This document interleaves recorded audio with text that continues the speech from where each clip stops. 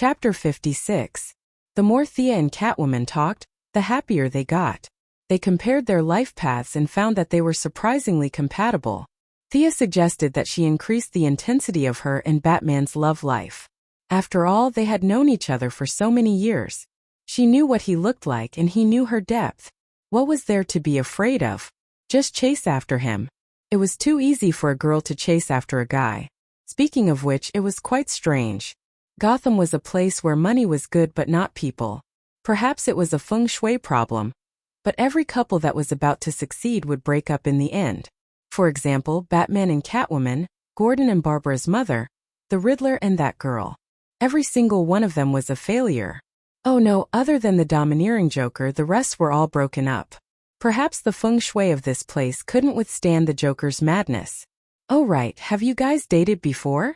Thea was doubtful that the serious Master Bruce knew that men and women needed to go on dates to be together. Just once. Catwoman was a little embarrassed as she spoke. She lowered her head and looked at her. It was that time when we went to Star City. Alright, so this date of yours is just going to cause a ruckus at my place? So this was Gotham's way of expressing romance? It was quite unique. Don't you guys give each other gifts? Yes, my gloves and long whip were all given by him. Catwoman's blissful expression made Thea shiver. Oh my, I was wrong to say that Batman was slow. You're not that strong. Just as Thea was about to give her a good lesson on the 108 things to pay attention to in a relationship between a man and a woman. Hurry up. Everyone hurry up. A young man dressed as a restaurant worker led a few burly men with pistols to the back of the kitchen. Thea looked at Catwoman. What was going on? No matter how he looked at it, these men didn't look like they were going to wash the dishes in the back because they couldn't afford to pay. Could it be that they were going to use their guns to reason with the restaurant owner? Catwoman ignored Thea's surprised look. She took a bite of the fish and said slowly, "They are probably collecting protection fees. It's nothing to be surprised about. Just get used to it. When in Rome, do as the Romans do." Listening to the gunshots inside, he looked around and saw that the diners all looked calm. They were eating and drinking as usual. Perhaps this was the custom here? With this interruption, it was difficult to continue talking about their love life. The two began to talk about Thea's skateboard. Catwoman was very considerate.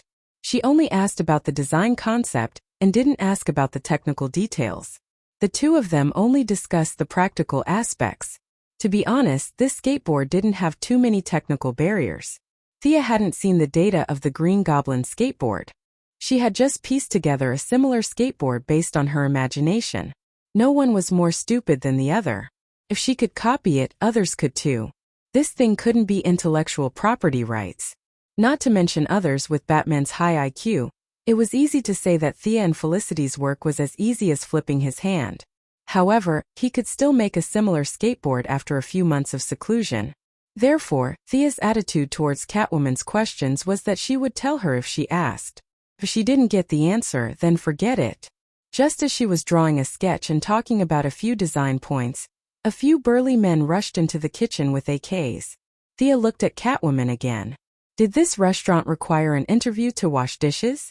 Were these people from the previous batch of people from the same hometown? The previous batch of people felt that it was easy to earn money here, so they asked their friends to come quickly. The feline girl was also a little surprised. She unconsciously stretched her head to take a look inside. Come on, you're a feline girl, not a giraffe girl. What can you see from dozens of meters away in a wall? Realizing that she didn't see anything, Catwoman didn't look embarrassed. She elegantly lit a woman's cigarette and spread her hands at Thea, indicating that they were just like this. They had embarrassed themselves in front of the people of Star City.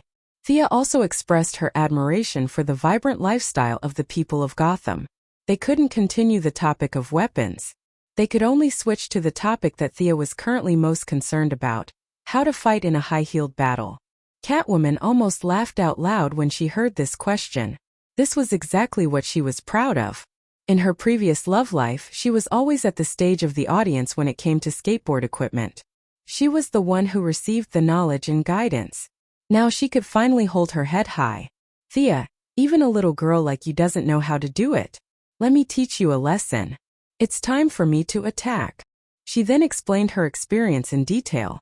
It was similar to what Shiva said, but it was more about how she felt in actual combat. Catwoman didn't know if she was traumatized when she was young, or if she was a Gotham citizen. She was more or less mentally ill. She seemed to have a sensory disorder. Her self-awareness was completely focused on height. She was full of confidence when she wore high-heeled shoes, but when she changed into flat shoes, her aura plummeted. She was 1.7 tall, but she still wore high-heeled shoes every day. From afar she looked 1.8 tall. This height made many suitors flinch. Her appearance could be said to be the prettiest girl Thea had ever met. Her figure was even more so. When she was young, she fed the stray cats every day and stole milk from them. Her figure made Thea, who was of the same gender, feel moved just by looking at her. While she was listening attentively to Catwoman's experience in actual combat, footsteps were heard. 3 gang members carrying machine guns and 1 carrying a rocket launcher passed by Thea's table aggressively. This time, without Thea asking with her eyes, Catwoman could tell that something was wrong. In just a short while, 3 groups of people had charged in. The last few were carrying rocket launchers. Judging from their posture, this wasn't an ordinary gang dispute. The 2 girls had a feeling that today's meal would not be paid for. Women always had a sixth sense. With a loud bang, the entire restaurant quieted down. However, the silence didn't last for more than a few seconds. Screams came from the kitchen. Run, run! The few people who went in earlier ran out with their faces covered in blood. A few of them ran while throwing their weapons. Among them, a bald man stood out. He didn't leave through the door. Instead, he covered his head with his clothes and found a weak spot in the wall. With a loud bang, he broke through the wall and rushed out. Thea was stunned. The successor of the Iron Head Art? What a tough guy. But what's going on? The 2 girls looked at each other, looking at the few people running away as if they wished they had more legs. Catwoman knew that something was wrong. Thea could understand Chinese, but the few people's accents were Americanized. They were neither Chinese nor foreign, so all she could hear was the word run. I hate situations like this. Thea didn't bring any equipment with her. She thought that nothing would happen in the police's area, but it was too late for regrets now. Catwoman was also dressed casually. She only had a dagger with her. However, looking at the chaos around her, she didn't have any intention of performing the 72 steps of Tantue. Since we can't start the fight, let's just run. Catwoman pulled Thea and ran out. Chapter 57. The 2 ladies were both agility-type heroes. Their long legs made them look like they were flying. They did not need to run faster than the Flash, as long as they could run faster than the customers in the restaurant. The 2 ladies gave the crowd a live performance of Run Sisters. After running out of the restaurant, they found an open space and joined the crowd of onlookers. Since they did not know what was going on, as the host, Catwoman could not shirk her responsibility. She was also curious. Under Thea's gaze, she found a gangster who had entered the restaurant earlier and dragged him to the corner of the wall. After a round of punches and kicks, she returned to Thea's side. It's Killer Croc. I think he jumped out from the sewers. He killed 2 people at the scene. I didn't expect him to be released. Thea didn't ask who it was. In any case, she knew that Batman's team had dealt with him before. That was easy. This meant that there was a strategy. Many villains were very powerful in the early stages, but later on, they were reduced to soy sauce and replaced by new villains. The key point here was that the heroes had a strategy. The same trick wouldn't work on Saint Seiya the second time. There was a similar setting here. Many villains had mutated abilities. The first time they didn't understand the situation and fought fiercely, but the second time, they could easily take the opponent's head. Abilities were temporary, but technology was a lifetime. Thea was more certain of her technology enhancement path. That was it. In fact, she had no choice but to do so. She was forced to do so by the situation. If she had Kryptonian blood, she would have found a beach to sunbathe. Why would she practice martial arts? She did not have a choice. Just as she was about to ask Catwoman to explain the strategy, the load-bearing wall of the Chinese restaurant not far away suddenly shattered. The entire building slowly collapsed and finally turned into a pile of rubble under everyone's gaze. What a pity. The fish in this restaurant is really good. Hearing Catwoman's murmur, Thea could only express her admiration for Gotham's strong mental fortitude. Let's go. Catwoman pulled Thea and walked out. Were they leaving just like that? What happened to the Friends of Justice, the defenders of the city? It's not good for us to just leave like this. After all, we ate a lot of food and didn't pay. We should help if we can. Can't you see that the restaurant owner has already fainted from crying in the toilet? Catwoman seemed to know her doubts and patiently explained. According to Killer Crocodile's past habits, he won't go on land when there are many people. He often moves in places with water such as sewers. Let's go back to change clothes and get equipment. He won't go too far. There is a small artificial lake not far from here. He will most likely go there. Thea scratched her head when she heard that they were going to fight underwater. Her equipment would be completely useless if she went underwater. She had never tested it underwater, and she had never heard of the hero who could shoot arrows underwater. Besides, she was also very resistant to getting wet. If they all wanted to go underwater, she could only support them mentally. Just as the two of them were rushing back, Thea's phone rang. Felicity's voice came from the phone. Thea, are you guys still at the scene? Listen to me, Killer Crocodile is in a man-made lake not far from you. Their naming skills are terrible. She muttered in a low voice. Robin is rushing over. Barbara is a little worried. You guys go and help him. Thea valued the taciturn Robin. After all, he was Batman's first disciple. If Batman didn't have a daughter, he would definitely be his son-in-law. Although Felicity didn't say that the situation was serious, it was still dangerous. There's no time to get equipment. Let's just go there. Sia hung up the phone and turned to ask for Feline Girl's opinion. Feline Girl was even more concerned about her teammates. Not to mention Robin, she would not even leave Barbara, who she did not get along with, in the lurch. She immediately led the way, and the two ran towards the artificial lake. The more they walked, the more remote the area became. There were more trees around, and the traces of pedestrians gradually decreased. After walking through a sandy area, Sia finally saw the so-called artificial lake. It seemed to be a large amusement park, but it had been completely abandoned due to lack of maintenance. The dilapidated wooden horses and the broken Ferris wheel added a touch of gloominess to this place that used to bring laughter in the past. The artificial lake was located in the north of the amusement park. When the two of them got closer, they saw that Robin was already fighting the Killer Crocodile with a short stick. This guy is really ugly. That was Thea's first impression. She could only tell from its appearance that it was a humanoid monster that walked upright. Its upper body was naked, and its body was covered in dense dark gray scales. Its head was huge, and its mouth was filled with sharp teeth. The guy was at least 2 meters tall. Judging by its thick arms and legs, it weighed more than 250 pounds. Thea shook her head. How much did it eat in a day? How did this guy become like this? Was it a malignant experiment or a biochemical modification? Thea saw that Robin was fighting with the big guy without showing any signs of losing. She wasn't too worried. She turned her head to ask Catwoman. She wanted to know more about it, but in fact it was just to satisfy her curiosity. This guy that we'll call human, for the time being, looked too weird. Look at his sharp teeth and big claws. With such a look, Gotham was able to let him live happily until today without dissecting or slicing him up. Your torch of love relay was pretty good. Catwoman pondered for a moment. Bruce collected his cells. From the current clues, he hasn't undergone any experiments or modifications.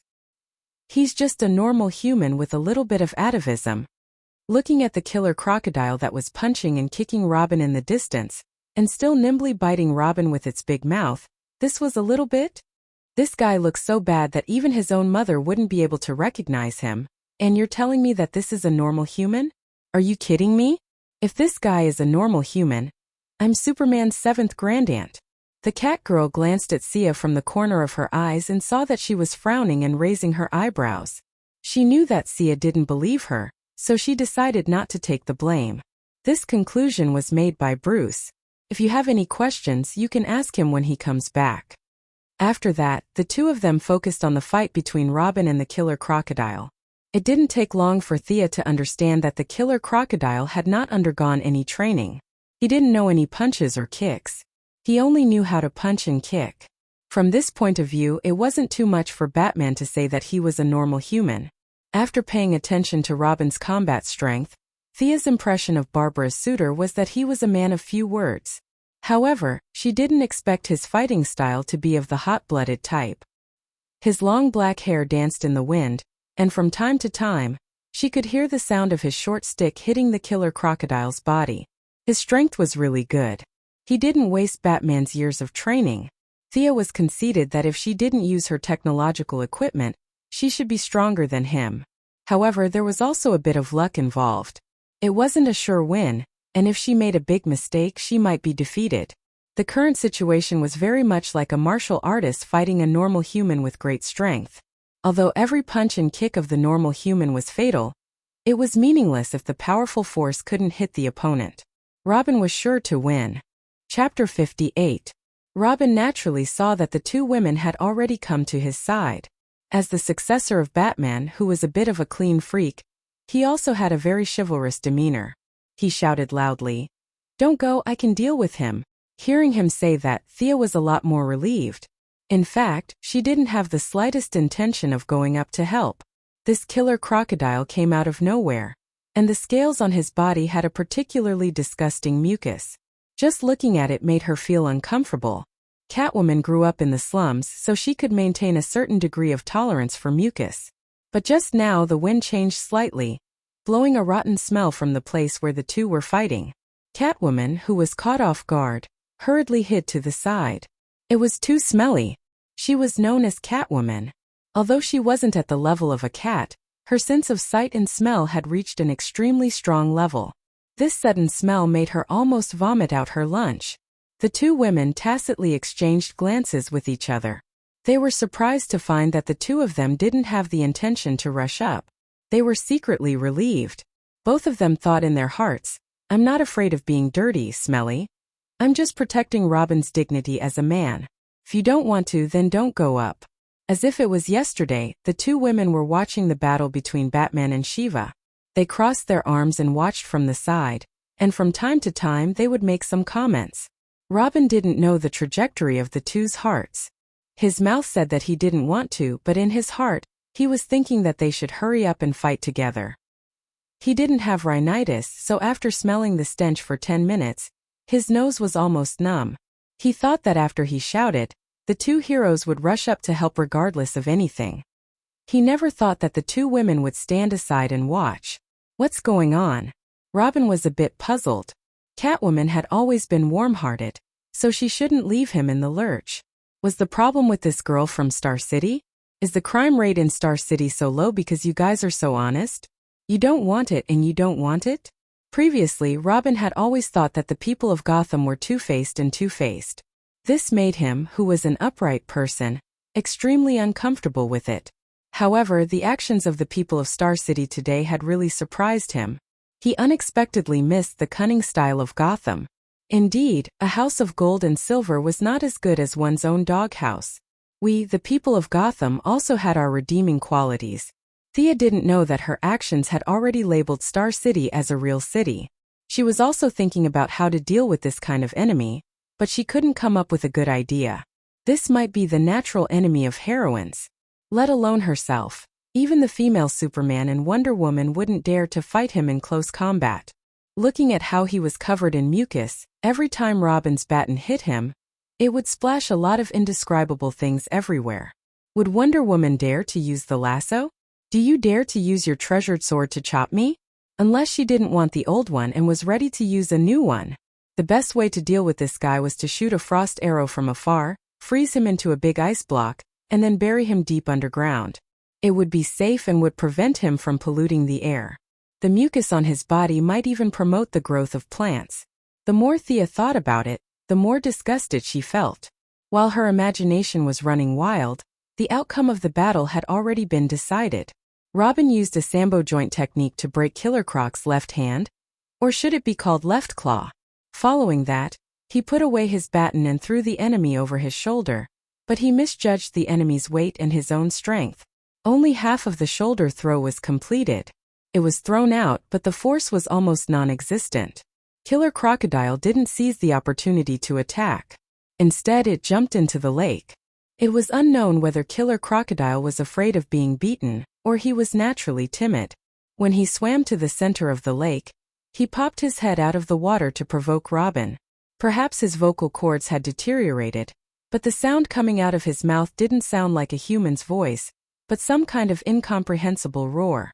It wasn't appropriate for the two women to continue watching, so they quickly walked towards Robin. However, after taking a few steps, they stopped at the same time. There was no other way. Robin's body was now full of smell, especially after the last shoulder throw. He was stained with a lot of messy things. The originally black and red skin-tight clothes were now covered in patches of white and green mucus. Needless to say, it was disgusting. Thea made an inviting gesture to Catwoman, which meant that she didn't know him well, and that she was his teammate, so she should go up and talk to him. At the same time, she thought mischievously, "Robin, if you don't shower 8 times when you go back home, Barbara won't let you enter the house." Catwoman couldn't blame Thea for her lack of loyalty. This was her teammate, and it was indeed a little too much for her to stay away from him. She could only pinch her nose and go up to talk to him. Robin was the same as Batman. On the surface, he seemed to be tolerant of women, but in fact he didn't know how to talk to women. Looking at him following behind Barbara every day without saying a word, it was obvious that he was a big boy who was so honest that he was almost dull. So, not to mention that the two girls were just watching. Even if they wanted to hit him when he was down or even stab him in the back, he would only ask why and if there were any difficulties. He wouldn't stab them in the back. "Are you hurt?" Catwoman tried her best to hide her sense of smell, hinting that she didn't smell anything, and recalled the delicious taste of fried fish, grilled fish, fried fish, and so on. What? Crocodiles were also fish? Crocodiles were fish and they were reptiles. Catwoman, who was very sensitive to fish, would tell everyone that they had nothing to do with fish. No. Robin, who was fighting with his blood boiling, didn't know that there were so many things attached to his body. He only felt that although the enemy had run away, the stench was still lingering around his nasal mucosa. He wondered if his nose was damaged. He went back and found a doctor to check on him.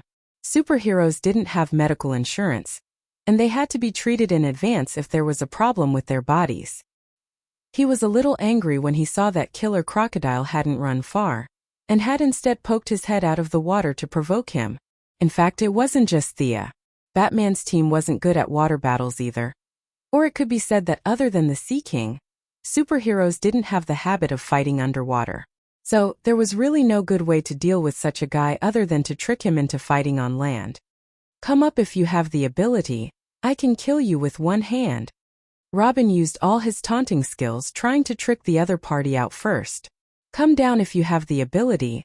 I'll give you a handicap of my legs." Killer Crocodile wasn't a fool, and he still had the IQ of an ordinary person. Although Thea and Catwoman were standing a little far away, they were still surrounding him. He couldn't even beat Robin, so how could he go up and seek death? Next, it was time for a war of words. "Come down. Come up. Come down if you have the ability. Come up if you have the ability." The two of them scolded each other from a distance for 5 minutes, and reality proved that no one was more stupid than the other. Killer Crocodile wasn't fooled at all, and he floated steadily on the water. At the same time, his stubborn temper rose.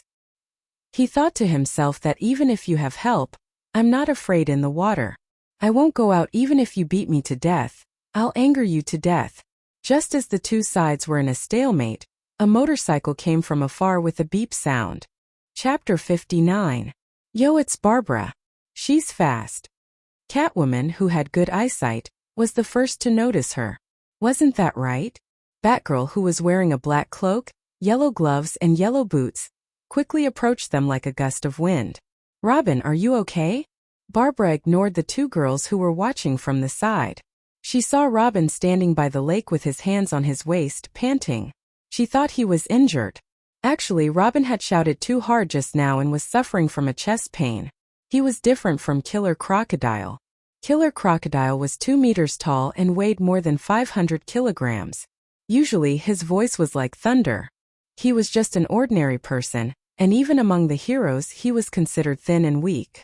It was indeed tiring to shout at the top of his lungs like a human speaker for 5 minutes. Seeing that he didn't reply, Barbara thought he was seriously injured. She looked reproachfully at the two girls who were standing upright at the side. "You're too much." She threw the motorcycle aside and ran towards Robin. You're blaming us for this? Thea felt that this person was too brainless. He took everything for granted and used his own thoughts to measure everything. What was the same as what he knew was right and what was different was wrong. Seeing that she was about to run over to Robin, she gave Catwoman a teasing look. Both of them changed their expressions to that of watching a good show. Io. Bobla ran really fast. It seemed that she and Robin had quite a deep relationship. However, when she was 2 meters away from Robin, she realized that something was wrong. Robin's white and green clothes made his originally very serious combat uniform look like a scavenger's. Moreover, there was a strong pungent smell. Anyway, she had never smelled such a bad smell since she was a spoiled child. She hurriedly gestured for Robin to stop. Actually, Robin didn't go forward. Instead, he took a few steps back. He was simple but not stupid. After scolding by the lake for a long time, he had already realized the abnormality of his body. If he were to give his girlfriend a hug with his broken clothes, there would only be 2 results. Either Barbara couldn't take it and turned into a black person, or he would be beaten until he turned into charcoal. There was no question of breaking up here. It was either you die or I die. There was no difference whether they broke up or not. Seeing that her boyfriend did not pounce on her, Bobla heaved a sigh of relief. She carefully examined his accessories again, and the more she looked at them, the more disgusted she felt. She kept retreating. When she retreated until she could no longer smell the pungent odor, she found herself standing beside the 2 heroines. She said unhappily, "You already knew? Are you happy? Laugh if you want." Thea chuckled. She didn't intend to give her any face at all. Once again, she fully displayed the simple and optimistic spirit of the people of Star City. "Since you agreed to let me laugh, then I'll laugh." Watching the 2 of them act like they were performing a stage play, it was indeed very funny. If he could recite a few more lines from Romeo and Juliet, the effect would be even better. Catwoman couldn't be so heartless. She still had to work in this team. She held back her laughter and changed the topic. What should we do next? Yes, what should he do next? The 5-man team was all present. Although there were no cameras here, Thea saw a drone hovering above their heads. Felicity automatically stood in the mascot position and cheered for everyone. However, the 4 of us are all damage dealers and we are all agility-type damage dealers. Against a boss with thick HP, this team composition is terrible. Of course, 2 of us didn't have any equipment. How are we supposed to fight like this? Let's just retreat. Bobla didn't know what Thea was thinking. She asked politely, "Miss Thea, do you have any suggestions?" No. Thea had only been in Gotham for a short period of time. Even the names of the monsters were told to her by Catwoman. When she thought of Catwoman, she naturally thought of the question she had asked before. How did you guys catch this guy in the past? Didn't he have this powerful stench aura when you guys caught him the last time? Or is this a new skill that he learned recently? Or did he come up with it to deal with you guys? If that's the case, this guy who's about to degenerate into the Cretaceous period has quite a high IQ. How did you catch him in the past? In response to Thea's question, Bobla immediately said that even though she looked mature, she was still a child. She really didn't know anything about the past. She wanted to ask the middle-aged woman beside her for more details. Catwoman thought for a while. She had no recollection of this monster. Maybe she was busy at the time and robbed the rich to help the poor? She only knew that she didn't do it. If she had seen it in the past, she would have remembered it. Seeing the 2 of them shaking their heads, Thea knew that things were bad. Fortunately, there was someone who seemed to know about it. She said to Bobla, "Call Robin over. We'll ask him." Actually, they were not far away. They could have shouted at the top of their lungs. However, Thea was afraid that there was a secret. If they heard it, the killer crocodile in the lake would also hear it. It would be embarrassing to read the strategy in front of the boss, right? Therefore, it was best to call Robin over and ask him softly. Bobla waved her hand and called Robin, who was still in a daze by the lake, over. "What's the matter?" Robin walked over, but when he was 2 meters away from them, the 3 women raised one hand and gestured for him to stop. He could only stand there helplessly. Bobla asked the question again. "I don't know either. Don't you know?" Robin was puzzled. If he knew, would he be in such a miserable state? He didn't even know if Bobla would let him into the house tonight. "Do you think I'm crazy?" I'm happy to be in such a miserable state. The few of them were a little confused. They looked at each other. Was Batman the only one who knew? Did he just kill the boss without anyone noticing? But they didn't know where he was now. Did Alfred know? Did Director Gordon know? Thea was completely convinced by their team. Look at Boss Batman. Whether it was the enemy or his own people, they all recorded their abilities and restraining methods in a small black notebook. You guys, on the other hand, didn't even have a record of what you fought. You guys were a bunch of good-for-nothings. In the end, the 3 members of Bat's family looked at Thea at the same time and asked her if she had any ideas. Of course, Thea had an idea. Her principle was to be prepared in advance. She had thought about it earlier. Frost Arrow was the most suitable way to deal with this stinky and strong guy. She would hide far away and shoot an arrow. She didn't believe that he wouldn't be frozen. If 1 arrow wasn't enough, she would shoot 2 arrows. The problem was that she didn't prepare many arrows. Coupled with the high cost, she only prepared 5 frost arrows. Her original plan was to use them against Bane. That guy had a big head and a thick neck. His arms could run horses and his fists could stand people. Perhaps his only weakness was his slow speed. If she limited his speed, he would be knocked down by a wave of ranged attacks no matter how strong he was. She could only worry about the future. She had to deal with the present first. Thea nodded. I have an idea, but I have to go back and get my equipment. You guys hold him back first. I'll be back soon. She picked up the motorcycle that Babla had ridden earlier and drove out. Chapter 60.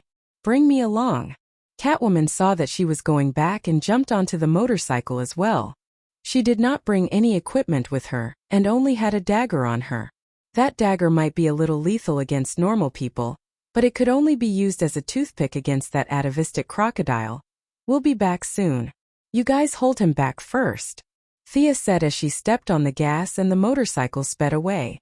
Easy for you to say, but how are we supposed to hold him back? The remaining 2 looked at each other lovingly.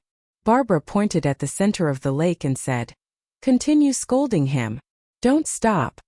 Robin wanted to say, Why don't you scold him instead? Scold him? I've been yelling at the top of my lungs for almost 10 minutes.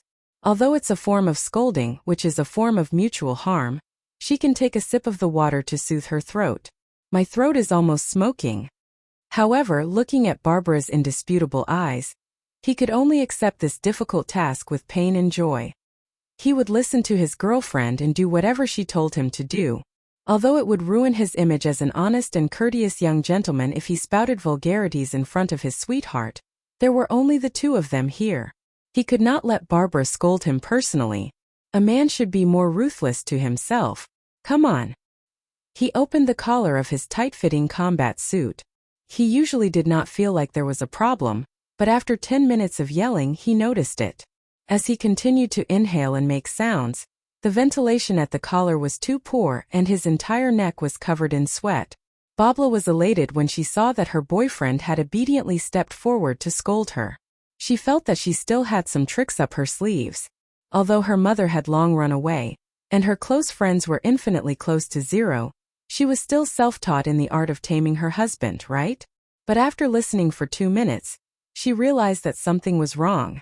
In the past, Robin was a taciturn person who wouldn't say a word even if hit 3 times with a stick. When he spoke, he would say things like Batman is right, or Barbara is right. Today, in just a few minutes of scolding, his words were tricky and vicious. It was really an eye-opener. What's more, he didn't repeat a single one of his vicious sentences. How was this possible? Barbara's gaze became even sharper. Could it be that he had found a little vixen behind her back? At the thought that he might be having an affair, Barbara couldn't care less about Robin's strong aura. She grabbed his collar and asked, Who taught you these words? Where is she? As long as Robin mentioned a location in the next second, she would immediately rush over. She would push aside the future of the people of Gotham. If she wasn't happy, what was the use of the happiness of the people of Gotham? Who taught you that? Oh, it's Miss Smokey. Robin was stunned by the question. He didn't understand what she meant. He racked his brain but still couldn't figure out the logical relationship. He could only answer honestly. After that, he pointed to the headset he was wearing. Felicity. Barbara hurriedly took out her earpiece and put it on. Before she came out, Felicity had specially handed her one, saying that it was convenient for communication. She didn't have a good impression of the duo from Star City, so she didn't wear it. The earpiece was quickly connected. "Welcome, Barbara, to our chat room. I'll talk to you later. We still have important matters to attend to. Robin, please continue." The voice in the earpiece was very clear.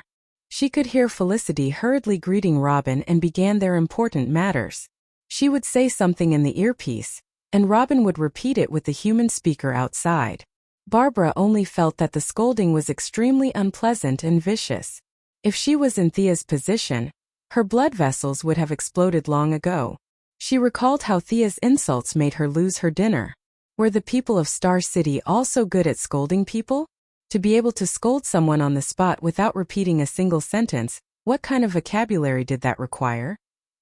"Robin, take a break for half a minute. I'll find a new one. You should drink some water too." Felicity's tapping on the keyboard could be heard faintly shouting, "That Baldy over there. Pass me a bottle of water." What the hell is this? Why is she looking for a new one? Barbara didn't understand. Was there a story behind this that she didn't know? Robin looked at each other. If his girlfriend had stared at him like this in the past, Robin would have fainted from happiness. However, he really didn't have the energy to do so now. He was panting heavily. He wanted to drink water, but he didn't have any. There was a layer of unknown substance floating on the surface of the lake. Killer Croc had a strong digestive system, so he could drink it, but he couldn't. He licked his lips and tried to think of something to quench his thirst. "I'm back. Let's continue," Felicity said energetically. "Wait, I'll interrupt you. What were you looking for just now?" Barbara felt that she wouldn't be able to sleep tonight if she didn't get to the bottom of this. 100 Classic Scoldings in Real Combat, the latest edition of 2007. Have you guys seen it? I've seen a few of them and I always thought it was worth collecting. I didn't expect to use it today. Haha. Robin, let's continue. Felicity's words strayed off the topic. Fortunately, she still remembered the important matter at hand and forcefully brought the topic back. "You people from Star City know how to have fun." Barbara felt that she had wasted her 20 years of life. She silently watched Robin imitate her and scold her. Needless to say, this was indeed a classic. At first, Barbara listened to a few particularly interesting sentences and memorized them carefully, so that she could use them in certain situations in the future. However, after a while she realized that every sentence was a classic.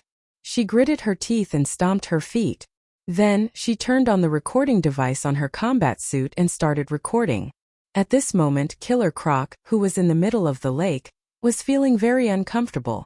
When Robin first started scolding, he didn't take it seriously. He only wanted these annoying people to leave as soon as possible so that he could get ashore and escape.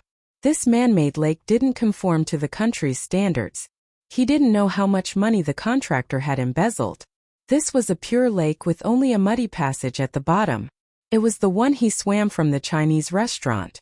There must be a lot of enemies waiting to ambush him, so he couldn't go back. He swam around the bottom of the lake and couldn't find any other way out. However, he didn't despair. He was underwater while they were on the water. So be it. There was food and drink underwater. Who's afraid of who? As he pondered, he caught a small fish that swam past him and ate it in a few bites. He sneered at the people on the shore. When Sia left with the feline girl, he was happy for a while, thinking that these guys were going to retreat. But soon, he found that the young man who had thrown him to the ground had come to the lakeside again and was cursing at him with his cheeks puffed up. These people are really stupid. Are they trying to use such a low-level method to provoke me? Although my body has grown bigger, my brain is still smart. I'm a famous detective. No, I'm me. I'm a firework with a different color. He caught another fish and ate it slowly. Looking at Robin on the shore, Killer Croc was too lazy to come out and scold him. He would just treat it as a stand-up comedy for him. However, the more he listened, the more he felt that something was wrong. It was because Killer Croc's scolding was too harsh. In a short period of time, the names of countless relatives had come out from Killer Croc's mouth. His immediate relatives had already been mentioned. Now, he was even talking about his grandfather's grandfather's generation.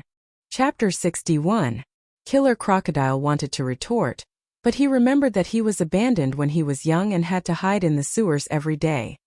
He was not like the 4 little turtles next door who had a grandpa who turned into a rat. He could only say a few words because he was smart and eager to learn. However, his poor vocabulary was not as good as the guy on the shore. Fortunately, the target of his atavism was crocodiles. These reptiles were naturally cold-blooded, which meant that their blood circulation was slower, and they were not easily angered. Furthermore, Robin's brain was somewhat damaged after the mutation. Robin's scolding was a little too sophisticated. Many of his jokes needed to be repeated a few times to understand the meaning. Killer Crocodile was unable to understand the old ones and new ones popped up. "Hey Barbara, Thea and the others will enter the battlefield in a minute. We have to lure him out. I'll open a channel for you. Join in and scold him," Felicity said hurriedly through the earpiece. "I have to join in and scold him?" Barbara found it a little hard to believe. She had received higher education since she was young, and she had never done such a thing before. She was a little nervous. Would I be able to do it? However, looking at Robin's red face and thick neck from scolding, it seemed to be a very enjoyable thing to do. A strange sense of guilt emerged in her heart. Is this what they meant by learning well for 3 years and learning bad for 3 days? As a knowledgeable woman of the new era, she couldn't leave any regrets for herself. She had achieved both of these achievements by going to the kitchen and killing the wooden horse and climbing over the wall. In order to fight against mistresses and hooligans in the future, I have to make up for this shortcoming. Today is a rare opportunity. Let's do it. I've found a mixed version for you guys. The title of this post is Let Your Opponent Be Human Again 07 Trial Version. It's said to be very effective. Let's try it out. I'll adjust the channel first. Robin will explain to Barbara the things to take note of. Hee. Felicity was in high spirits through the earpiece. She had never been this happy in her life. There are things to take note of? Can't you just shout at the top of your lungs? Barbara was a little confused. Robin was afraid that she would be suffocated, so he stood 3 meters away and said seriously, "Dear, you have to pay attention to a few things. First, you have to inhale from your lower abdomen and transmit the sound to your vocal cords through your chest. At this time, you have to be careful not to release the sound all at once. You have to do it step by step. Let me show you." Without waiting for Babla's response, Robin stood with his head held high and his chest puffed out. Like a singer practicing his voice, he performed a few standard vocal movements with perfect articulation. She felt pretty good after singing, and even gave Barbara a thumbs up with a hint of encouragement in her eyes, implying that she should give it a try too. Actually, Robin was getting a little carried away. Although he was usually quiet, that was because he was brought out by Batman. Master Bruce had never smiled ever since his parents died. If you saw him grinning from ear to ear, it meant that he was definitely under the Joker's control. Everyone could restart the Holy Grail War. No, it was the Cloak War. Today, after being guided by Felicity, the young man's blood that was usually suppressed was stimulated. He felt that he was too happy to scold. Now he was full of energy, and the haze of the past was swept away. Looking at her boyfriend who was full of sunshine and fighting spirit, Babla could not help but think, is this still my Robin? My husband is not so funny. When Master Bat comes back and sees his proud disciple like this, he will be dumbfounded. I'm back. I've adjusted everything. Babla, can you hear me? It's very clear. Then let's start. At this time, Killer Crocodile in the middle of the lake saw that not only the young man was scolding him, but also the woman beside him. Are they going to team up to scold me? My blood circulation is slow, so I'm not angry. Do you think my crocodile skin is fake? Let me tell you, the skin on my body is thick, especially the skin on my face, which is outstanding and firm. Relying on his extraordinary talent, Killer Crocodile listened in the lake calmly. However, he soon realized that this time it was different from before. The previous scolding was just unpleasant and sarcastic, but this time, the mixed team was unexpectedly strong. Maybe it was because they were a couple, but their voices were very similar. In addition to Felicity's special arrangement, the male and female voices were a little harmonious. At first, Babla was a little uncomfortable, but soon, she used the special generation method that Robin had learned. Her high-pitched female voice and Robin's deep voice created a wonderful physical phenomenon. The sound of the mixed voice was more than one level higher, and the two's voices rippled on the surface of the lake.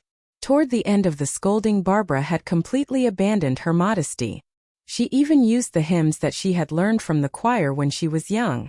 She would smile at Robin from time to time and throw flirtatious glances at him. Her voice changed according to her master's tone, sometimes holy and sometimes seductive. Robin looked at his lover with a face full of happiness. It was also the first time that he discovered the potential of his lover. He loved this saintess and seductive tone. He felt that no matter what her identity was or what profession she was the woman that he loved the most. Their affection for each other completely angered Killer Crocodile in the lake. As a cold-blooded creature that had been single for 30 years, he couldn't suppress his anger this time. You two are too much. If you want to show off your love, go home and do it. Why are you hurting me like this? His previous calmness had long been thrown to the back of his mind. There was only one thought in his mind, and that was to burn this adulterous couple to death. Killer Crocodile also forgot his original intention of hiding in the lake. In order to increase his momentum and suppress their decadent voices, he shouted "Kill!" and rushed out of the lake. This was a clip from a web novel that he had read in the sewers when he was young. It was said to be a translation from the distant Eastern world. In the book, whenever the protagonist was bullied or surrounded, he would shout "Kill!" and then his strength would increase exponentially. In fact, there was also a break, but he felt that it wasn't imposing enough, so he gave up. When he was young, he was bullied and beaten every day because of his appearance. Every time he shouted "Kill!" he would muster up the courage to resist. Over time, many people called him Killer Crocodile. This name was actually not bad, or at least that was what he thought. The two people on the shore were feeling refreshed. Batman's disappearance, Gotham's chaos, and all their troubles had disappeared. It was as if the sky had collapsed and they could use it as a blanket. If it wasn't for the wrong time, they would have used the sky as a blanket and the earth as a bed. Be careful, he's coming out. Felicity, who was controlling the drone, was indeed the best teammate of 2007. She immediately reminded the two of them. Oh, I almost forgot, there was still an enemy in the lake. Chapter 62. Killer Crocodile ran to the shore and pounced on Robin with a ferocious expression. He didn't even notice that Barbara was unbuckling her belt, but she was actually holding a whip. Actually, this was easy to understand. When a single dog saw a couple showing off in front of him, his first reaction would be to bite the male dog. He wouldn't say that the two of them were too incompatible, so he would bite the female dog to death and then live happily with the male dog. After all, most single dogs were still males, and there might be a few females in between. There was too little data to be universal. Of course, the above-mentioned probability was not completely zero. There were still some gay and single people in life. Every single one of them was a precious breed. We must love and be tolerant. This was definitely true love. It was like seeing a perverted man blocking a handsome man and a beautiful woman on the road. He would slap the beautiful woman's face and drag the handsome man away, ignoring the surrounding gazes. At this moment, we should never take out our phones. Hello, is this 111? At this moment, we only need to silently send our blessings. Robin was secretly happy when he saw Killer Crocodile pouncing on him.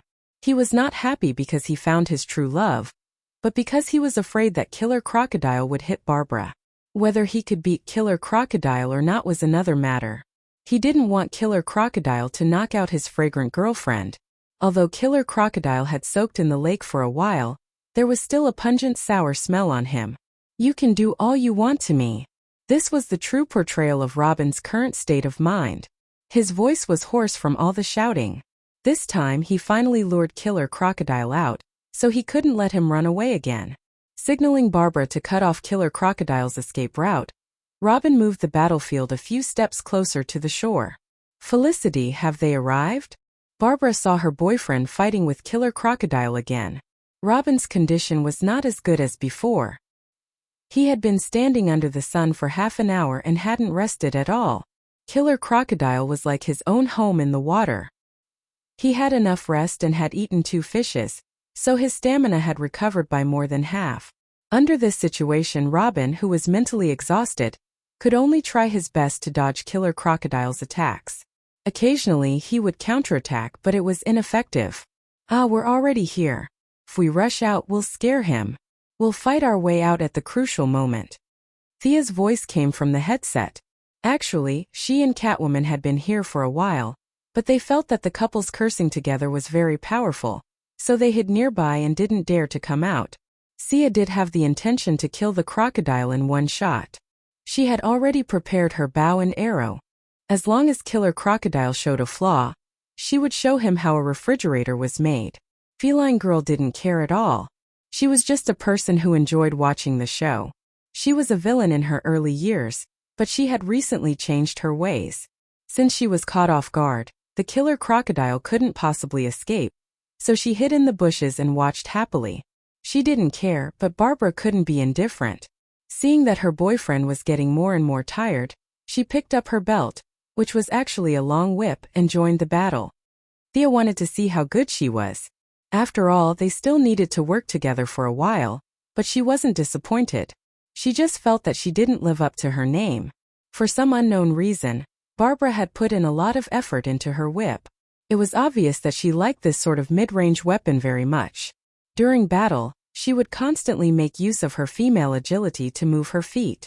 This sort of fighting method was a little too tricky, but it wouldn't be a problem for her to use it against normal people or small monsters. In fact, it would be very efficient and beautiful. However, this fighting method would be full of flaws when faced with a slightly stronger enemy. If she was only at this level, Thea could defeat her without using any weapons, and the chances of winning were very high. At present, the strongest member of their group was Catgirl. Years of life and death on the streets, and her style of doing things that were both good and evil, had increased her combat strength exponentially. It should be noted that she had received almost no training. She had never attended a serious class like Sia, and all her kung fu was honed in actual combat. Robin's strength was slightly weaker. Batman valued this successor too much and taught him all the moves he was proud of. However, Robin's physique was thin and weak, and there were many moves that he couldn't use with his physical condition. Perhaps he was aware of this problem, so he artificially leaned on the path of agility and dexterity, making him look a little different now. Barbara was even worse. She was at the level of a hero. If she didn't make any major adjustments, her achievements would be limited. Just as Thea was seriously thinking about the problem, Felicity's voice came again. Don't just fight. Keep scolding. What if he runs away? I'll continue. Keep scolding? The young couple looked at each other and saw a trace of anticipation in each other's eyes. Let's do it then. After all, Felicity was the one who said it. They repeated it, and it became a conditioned reflex. They didn't even think about it. They just kept scolding and hitting each other. You stinky son of a b***t. You're polluting us physically, so we'll deal with you with trash talk. Come on. Let's hurt each other. In fact, Killer Croc was already thinking of running away. Although he didn't have Spider-Man's spider senses, his atavism had strengthened his sixth sense. Although he only saw two enemies, he had a bad feeling in his heart. Just as he was about to go back to eat his fish, he saw that the couple was still scolding each other. As the two of them sang together, his anger that had subsided soared again. Are you done yet? Don't you know that you should leave a way out? He didn't care about his limited vocabulary. He opened his mouth and started scolding them. Felicity in the headset also started to work. She picked the stories related to crocodiles to read. In a short while, she had finished explaining the process of making crocodile leather bags. Now she was describing how to cook crocodile meat to make it more nutritious. Robin and Felicity didn't use their brains, so their fighting strength was basically unaffected. However, the more Killer Croc listened, the angrier he became. Although he still thought of himself as a human, as time passed, he was ostracized by human society. Listening to Robin's description of all kinds of skinning and pulling tendons, as well as all kinds of braising and stewing, he relaxed his attacks on Barbara. In fact, she was the one who was jumping up and down nimbly like a rabbit. Killer Crocodile couldn't hit anyone at all. Since it couldn't hit anyone, it didn't attack anymore. It ignored Barbara and rained punches on Robin. Robin had already used up a lot of his stamina, so he could only barely resist such a fierce attack.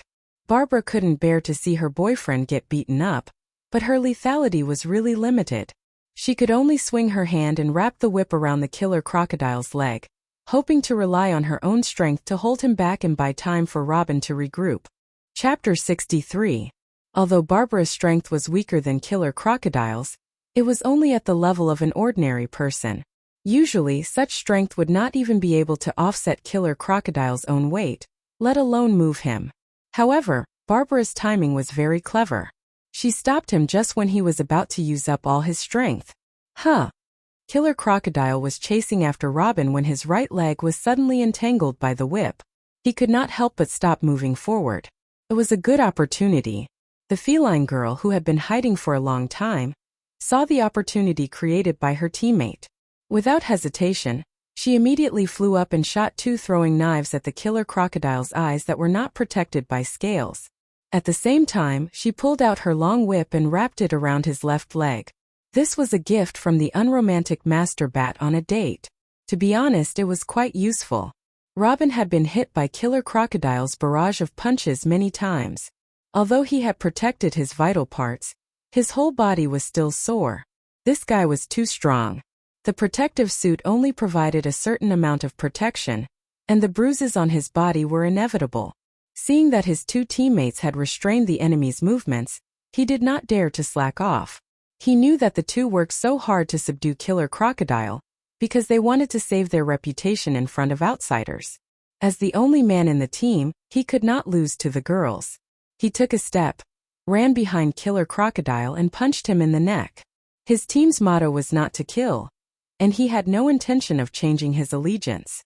Although he did not understand how much this guy could contribute to society, he still had to abide by the rules of the Bat Gate. Being able to knock the enemy out was a very perfect ending in Robin's opinion. A normal person would indeed faint if they were hit in the neck. This scene often appeared in movies and TV shows. The protagonist or the villain would throw the person into a small dark room, then hide behind the door and hit the target lightly. It was somewhat artistic, but the principle was correct. People who were familiar with the structure of the human body and had been trained could do it. Robin was naturally trained, and he was very confident in his skills. However, he did not expect that this confident punch would have an unexpected effect. Was Killer Crocodile a normal person? Emotionally, he felt that he was very normal. When he had nothing to do, he would roll in the mud and catch a few small fish and shrimps for breakfast. Was this life not normal? He had seen many women smearing mud on their faces. It was said to be called seaweed mud or something. He heard that it was quite expensive. That was nonsense. He saw that the mud was no different from the sewage in his house. Another time, he hid far away and saw some very short yellow-skinned people from the Foot Basin country eating a raw fish. After eating, they were even singing and dancing in celebration. Why were they so happy? Could it be that they don't usually eat raw fish? That must be it. Killer Crocodile felt that these people were not doing as well as him. Seeing how pitiful they were, he even threw a few fishes down. He wondered if they had eaten them. Through constant contact with human society, Killer Crocodile did not feel that there was anything wrong with his lifestyle. Other than looking different from them, there was no difference. This made him feel that there was nothing wrong with him. But was that really the case? There were many people in Arkham who claimed that they were not crazy. The truth was that these people were crazy. The more they said that, the more serious and incurable their condition was. On the other hand, those who quietly pondered over the patrolling pattern were the ones who were not crazy. Killer Crocodile was one of these people who claimed that he was still human, but in reality he was not. Physiologically speaking, the genetic difference between him and a human was as big as two streets. If he did not stop his current degeneration, theoretically speaking, he would become a humanoid crocodile who only knew how to kill in 20 years. Of course, all of this was still far away. Killer Crocodile did not care about what would happen in the future. First, he needed to get out of this crisis. His legs were tied up by the two girls. Robin had already circled behind him. He gathered all his strength and punched the back of his neck. Ah! The imagined enemy fell to the ground. Receiving the admiring gazes of the girls and marrying Barbara in the future did not happen. Robin was dumbfounded as he watched Killer Crocodile roll on the ground with his hands on his head. The two girls could only retract their whips and watch from afar to avoid being dragged into the mess. No matter how he looked at it, it didn't look like he was going to faint. Could it be that his martial arts had regressed so much that he missed such a simple punch? Robin's face was a little ugly. Killer Crocodile's face was even uglier than him. His body was too big, so his reaction speed was a little slow. When he realized that Robin had circled behind him, he was one step too late, so he did not dodge the punch. Normal people who were hit by Robin's punch full of true Yuan chakra would definitely faint, and they would not wake up for at least 3 days. Even if they woke up, they would wake up because of hunger. But Killer Crocodile was not normal. His physiological structure had become infinitely similar to that of a crocodile with the increase of age. A crocodile had a dense cluster of neurons below the neck near the spine to control the balance and overall coordination of the body. From the perspective of an ordinary person looking at a crocodile, the crocodile's head, neck and body were as thick as a bucket. It was impossible to find the specific position, but a skilled hunter could find this area. If you don't want to use the old-fashioned method of burying a knife in the crocodile's path and let it cut open its stomach by itself, but you want to challenge it like a warrior, then you only need to find this position and take a dagger and stab it fiercely. Then the crocodile will be paralyzed. At that time you can kill it or scratch it up to you. Unfortunately, Robin hit this position. If he had a knife in his hand, the battle would have been over by now, and they would have carried the trophies back to the mission. But he hit it empty-handed. Although the strength was great, the crocodile was famous for its thick skin. The lethality of this punch was not dizziness but pain. The severe pain made Killer Crocodile, who had thick nerves, a little unbearable.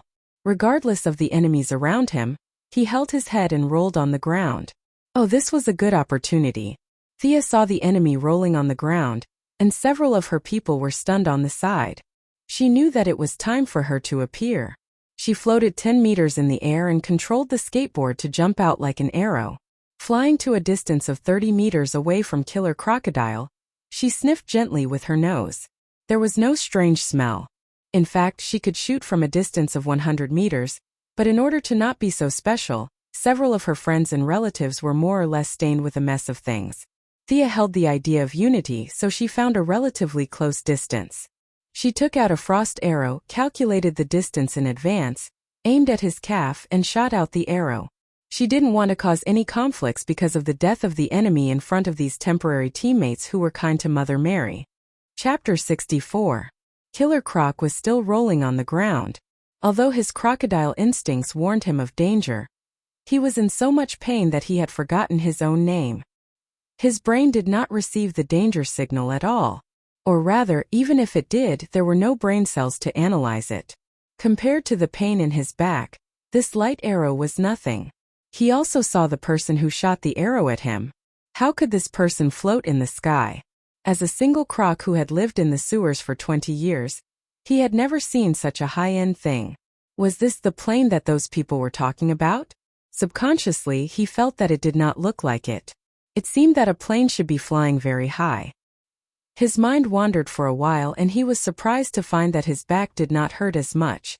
This was great news for him. As long as he could move again, he could run back to the lake. The flying thing could not possibly go into the water, right? As for the 3 people on the ground, Killer Croc felt that he could still get out after taking a few hits. At the same time, he thought that he would not come out no matter what they said in the water. His plan was pretty good. Just as he was about to move his legs and charge on the road, Why didn't he move? He wanted to move his body but found that he could not move. There was a bone-piercing chill running through his body. Subconsciously, he lowered his head and said, "Wow! Why was there ice below his neck?" His huge head swayed left and right. Only his neck could move. He looked around. It was still the same environment as before. The adulterous couple and the guy who jumped out and threw knives at him were watching from the side. As the most familiar with Thea, Catwoman was a little dumbfounded. When the two went back to get the equipment, Thea roughly explained her fighting process, such as shooting an arrow from afar and restricting the enemy's movement speed. At that time, she thought that Thea was the type of archer who could shoot wherever she wanted from 100 meters away. One arrow would make a hole in the enemy's leg and restrict the enemy's movement speed. The rest of the team would swarm up and chop the enemy until he could not take care of himself. Then they would loot the corpse and distribute the equipment. However, the reality was completely different. Catwoman could not tell whether the archery was good or not. The main thing was that the next scene was too scary. The enemy was turned into a big ice block. This was a killer crocodile. It was born with a height of 2 meters, and it could even show its head. If it was slightly shorter, it would be completely frozen, right? Catwoman felt that the movement speed limit in her dictionary was different from this one. She was about to turn into an ice sculpture. Was this the standard of Star City? Judging from killer crocodile's appearance, not to mention its speed, it would soon enter the operating theater and become a happy paraplegic. Babla, what's that on her arrow? When Robin saw that the battle had ended, he plopped down on the ground and panted in exhaustion. However, when he saw the frozen crocodile created by Thea, he didn't know if it was because of the cold or because he was a little frightened, but after seeing the frozen crocodile created by Thea, he quickly ran to Barbara and asked her about it. It should be some kind of chemical product. I can't tell the specifics, but it's really powerful. Barbara had gone through systematic higher education, and she was much more experienced and knowledgeable than Robin, who had always relied on self-study. She pondered for a moment and gave her answer. Do you think we can study this weapon? Robin was now very fond of this unknown chemical product. If you had this arrow earlier, would you be so tired like a dead dog? I'm afraid not. Mr. Bruce won't let us use this kind of weapon. It can be used against enhancers, but our enemies are basically ordinary people. Not many of them can survive this arrow. Barbara was actually a little envious. This kind of weapon was convenient and fast. No matter how strong the enemy was, it would be able to attack from 3 points in the shape of a triangle. The enemy wouldn't be able to escape. Unfortunately, as long as Batman didn't change his principle of not killing, they could only say goodbye to this kind of weapon and fight honestly. Then what if we develop it privately? It's great as a trump card. Robin was still a little unwilling to give up. Barbara laughed coldly. Do you know how much it costs to develop this thing? Do you have a laboratory? Do you know how much professional knowledge is required? Do you plan to rely on the two of us? She continuously asked 5 to 6 questions, leaving Robin speechless. Yes, the two of them didn't have a large financial group behind them, nor were they the illegitimate children of nobles. They were poor children who grew up in a circus. Barbara was a fair, rich, and beautiful woman, but she was only at the average level. He didn't know how many assets the Quinn Group had, but even if it wasn't as big as Wayne Enterprises, the difference wouldn't be too big. He knew how Bruce's Batmobile and Batfighter were developed, and how much money it cost.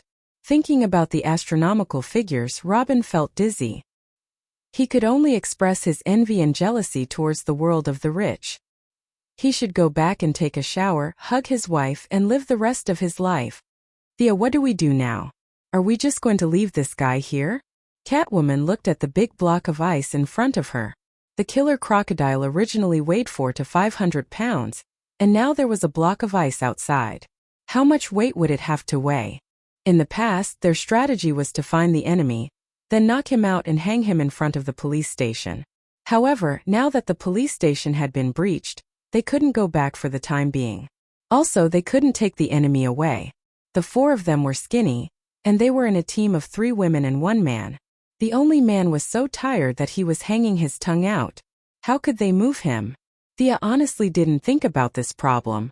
Felicity didn't have a good idea either, so she might as well just follow her own plan. You guys get out of the way.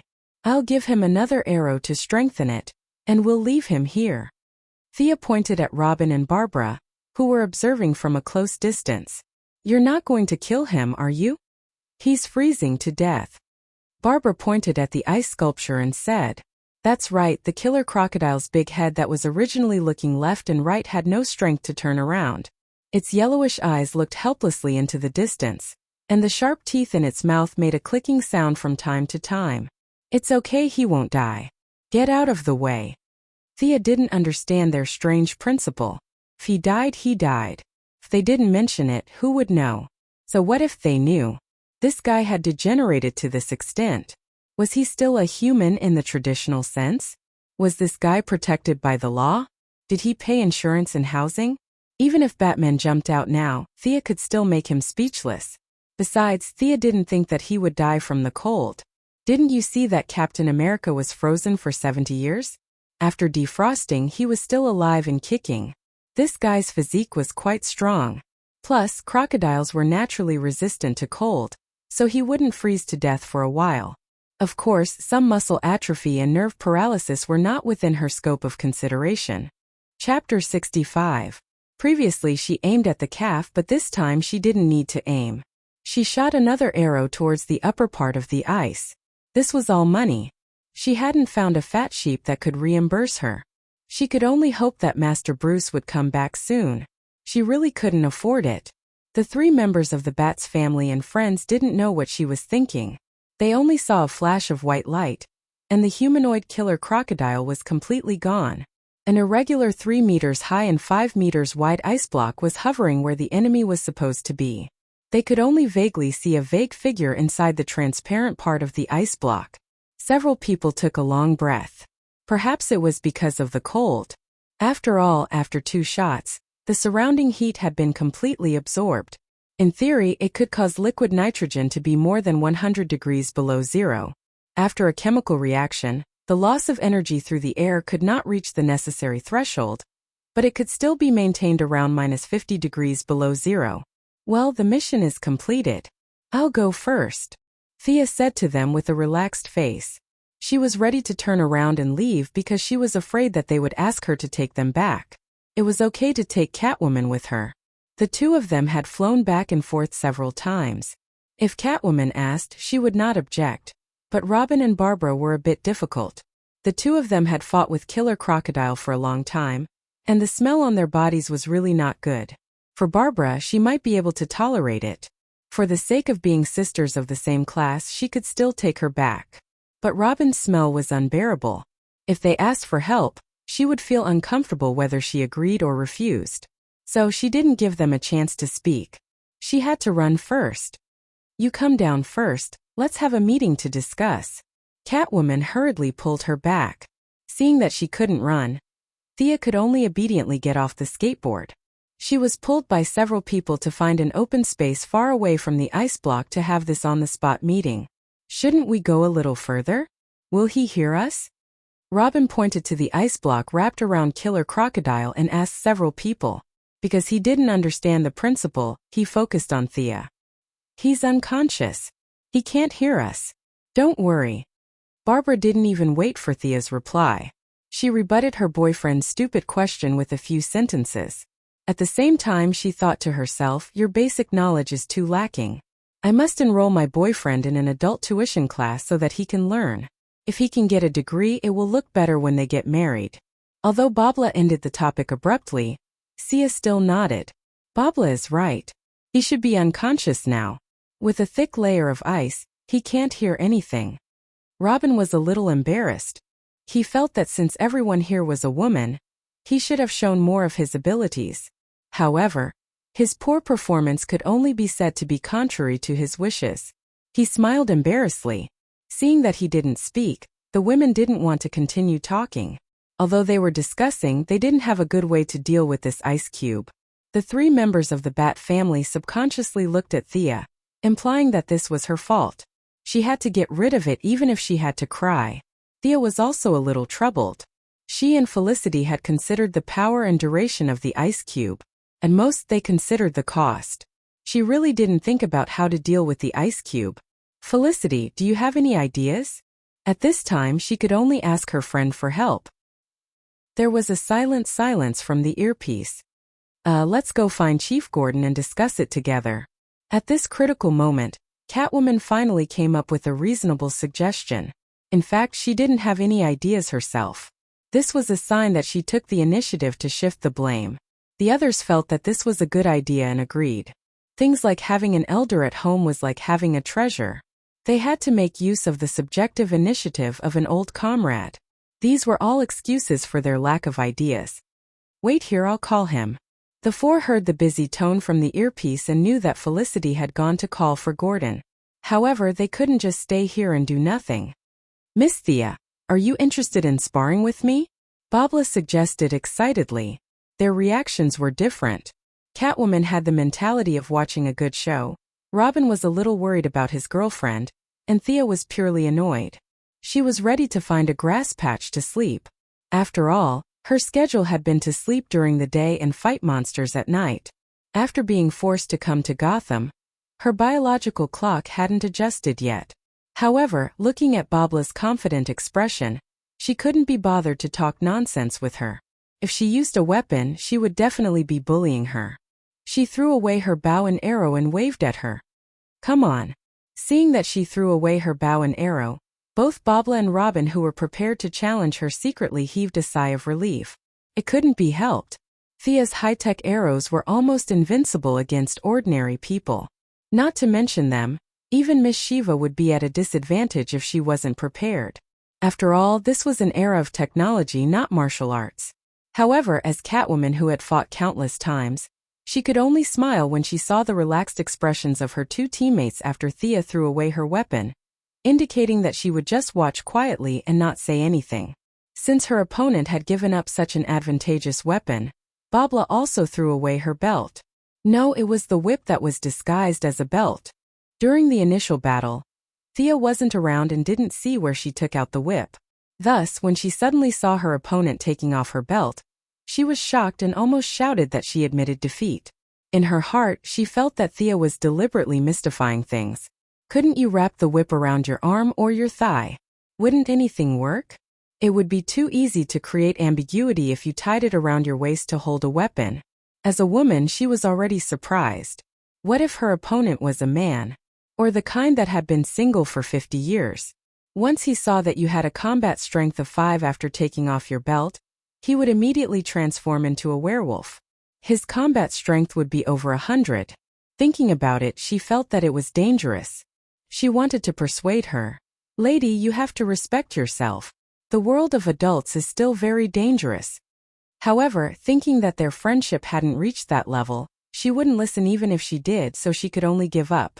When she realized that it was a false alarm, Thea's original tiredness was also scared away. She had originally planned to deal with it to kill time, but since Thea was so determined, she had no choice but to fulfill her wish since she had already taken off her belt. The two walked into the arena empty-handed and guarded against each other. No one wanted to make the first move. Babla motioned for Thea to attack first, which made her feel a little amused. "Thea was already inferior to me, and you're giving me the first move? I hope you won't lose too badly. Be careful." After giving a reminder, Thea attacked first. She used a Wing Chun fist technique to directly hit her opponent's face. Babla used a judo technique in an attempt to grab her opponent's arm in preparation for the next throw. Chapter 66. However, Thea also knew judo, so how could she be caught so easily? Wing Chun was known for its tight defense. She spread her arms outwards, blocking Barbara's arms, and went straight for her middle. Although Barbara had never seen this kind of fighting style before, she reacted quickly and immediately changed to kickboxing. She used a series of intensive attacks to recover the situation. However, from the beginning of the fight, it became a one-sided fierce attack. Although the fight seemed intense, she did not have any advantage. The two had been fighting for less than a minute, and Sia had already roughly figured out her martial arts routine.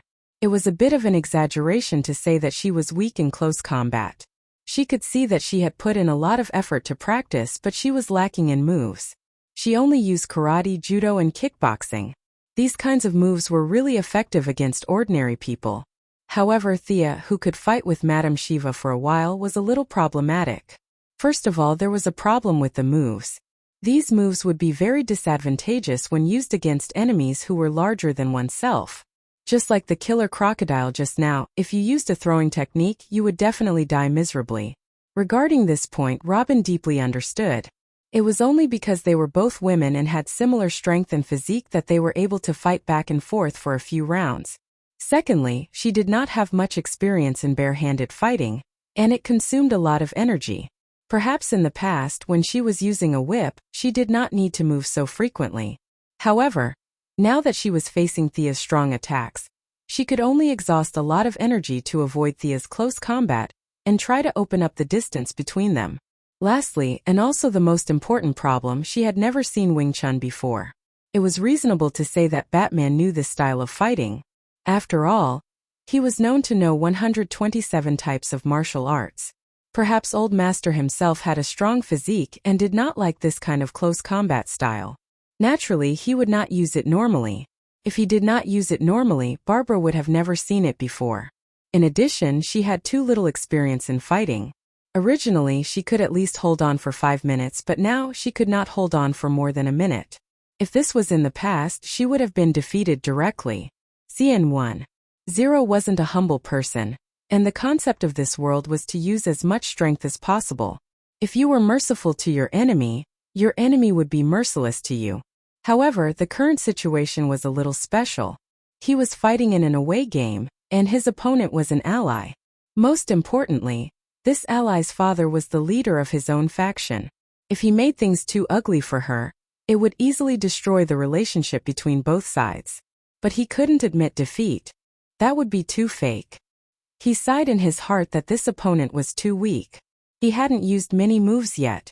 In desperation, he could only give up the advantage of Wing Chun and change to karate. The two of them practiced slowly. When Robin first saw that his girlfriend was losing, he was extremely anxious. He wanted them to stop, but he knew that neither of them would listen. At least the competitive Barbara wouldn't listen. Just as he was thinking about how to end the fight without hurting his girlfriend's face, he suddenly realized that Thea had changed her moves. He had never seen Wing Chun before, but he felt that her attacks were fierce and surging, making it hard for him to breathe. If he was in her position, he would most likely lose. As for the move she was using now, he understood. Isn't that karate? It seems like she's not familiar with it. His original hope for his girlfriend to win surfaced again. Maybe she can win? After all, if his wife wanted to live a good life after fighting with someone, anyone would support their wife. Thea didn't know that she gave others the illusion that she could win or counterattack. To be honest, she really didn't practice karate much, just like how Batman didn't practice Wing Chun. It wasn't that she didn't know how to do it, but it wasn't suitable for her. Now, in order to put on an act and stall for time, she had no choice but to use this set of moves. Other people's trump cards were all ultimate moves, but hers was purely because she wasn't familiar with it. Although Barbara didn't know why she changed her moves when she had a high chance of winning, she didn't think too much about it during the fight. She took a deep breath and didn't dare to advance rashly this time. Instead, she trained with Thea with a serious expression. As the fight dragged on, Thea's various unfamiliarity gradually disappeared, and her strong martial arts foundation burst forth. One had to know that she had been learning from Madame Shiva for the past few months. The two of them were fighting all the time. Sometimes she even thought that Madame Shiva simply couldn't find a sparring partner, and used the excuse of training her to kill time. It was common for her to have a bloody nose and a swollen face. However, as the saying goes, no pain, no gain. Thea's combat ability had improved tremendously. Although there were still various inconsistencies, with her rich combat experience, she could gradually control her rhythm. The amount of exercise now was almost the same as running for her. On the other hand, Barbara was still immersed in the fantasy that she could win. She didn't care about her defense at all and launched round after round of fierce attacks. However, under Thea's calm and unruffled response, her stamina was rapidly depleting. At this time, the few people in the arena saw the problem. Thea didn't fight with her properly at all. She was purely playing around because she had nothing better to do. Robin was anxious when he saw this. Catwoman didn't care. She had long seen that Thea couldn't take it anymore. For a moment, she even thought that Thea was giving them face. Huff huff. With rapid breaths, Barbara finally realized the difference between the two of them. She was exhausted and sweating profusely, but Thea on the other side was like nothing had happened. Even a fool could see that Thea was going easy on her. She wanted to admit defeat, but she couldn't bring herself to say it. Since she couldn't admit defeat, she could only stall for time. At this moment, she was full of hope for Felicity. Hurry up and find my dad. Then this fight will stop. At the same time, she was also thinking about where my dad had gone after fighting for almost 10 minutes. Don't tell me he's not in university? Worrying about her gains and losses, she lost even more of her fighting spirit. The original 9 attacks and 1 defense turned into 9 defenses and 1 attack. Sia also had the intention of admitting defeat or stalling for time, so she would not rush to attack. The two girls tacitly fought a defensive battle, and the scene could not even be described as ugly. It was as slow and light as two vegetative people fighting. They had neither strength nor speed. In the blink of an eye, they fought for another 10 minutes. Catwoman was already tired of watching, so she went to observe the ice by herself. Only Robin was still silently cheering for his girlfriend. He wasn't cheering for her because he would marry her if she won, but because she had to hold on. Barbara had used up too much of her stamina in the early stages. Although she had reduced her consumption later on, stamina was something that had been used up.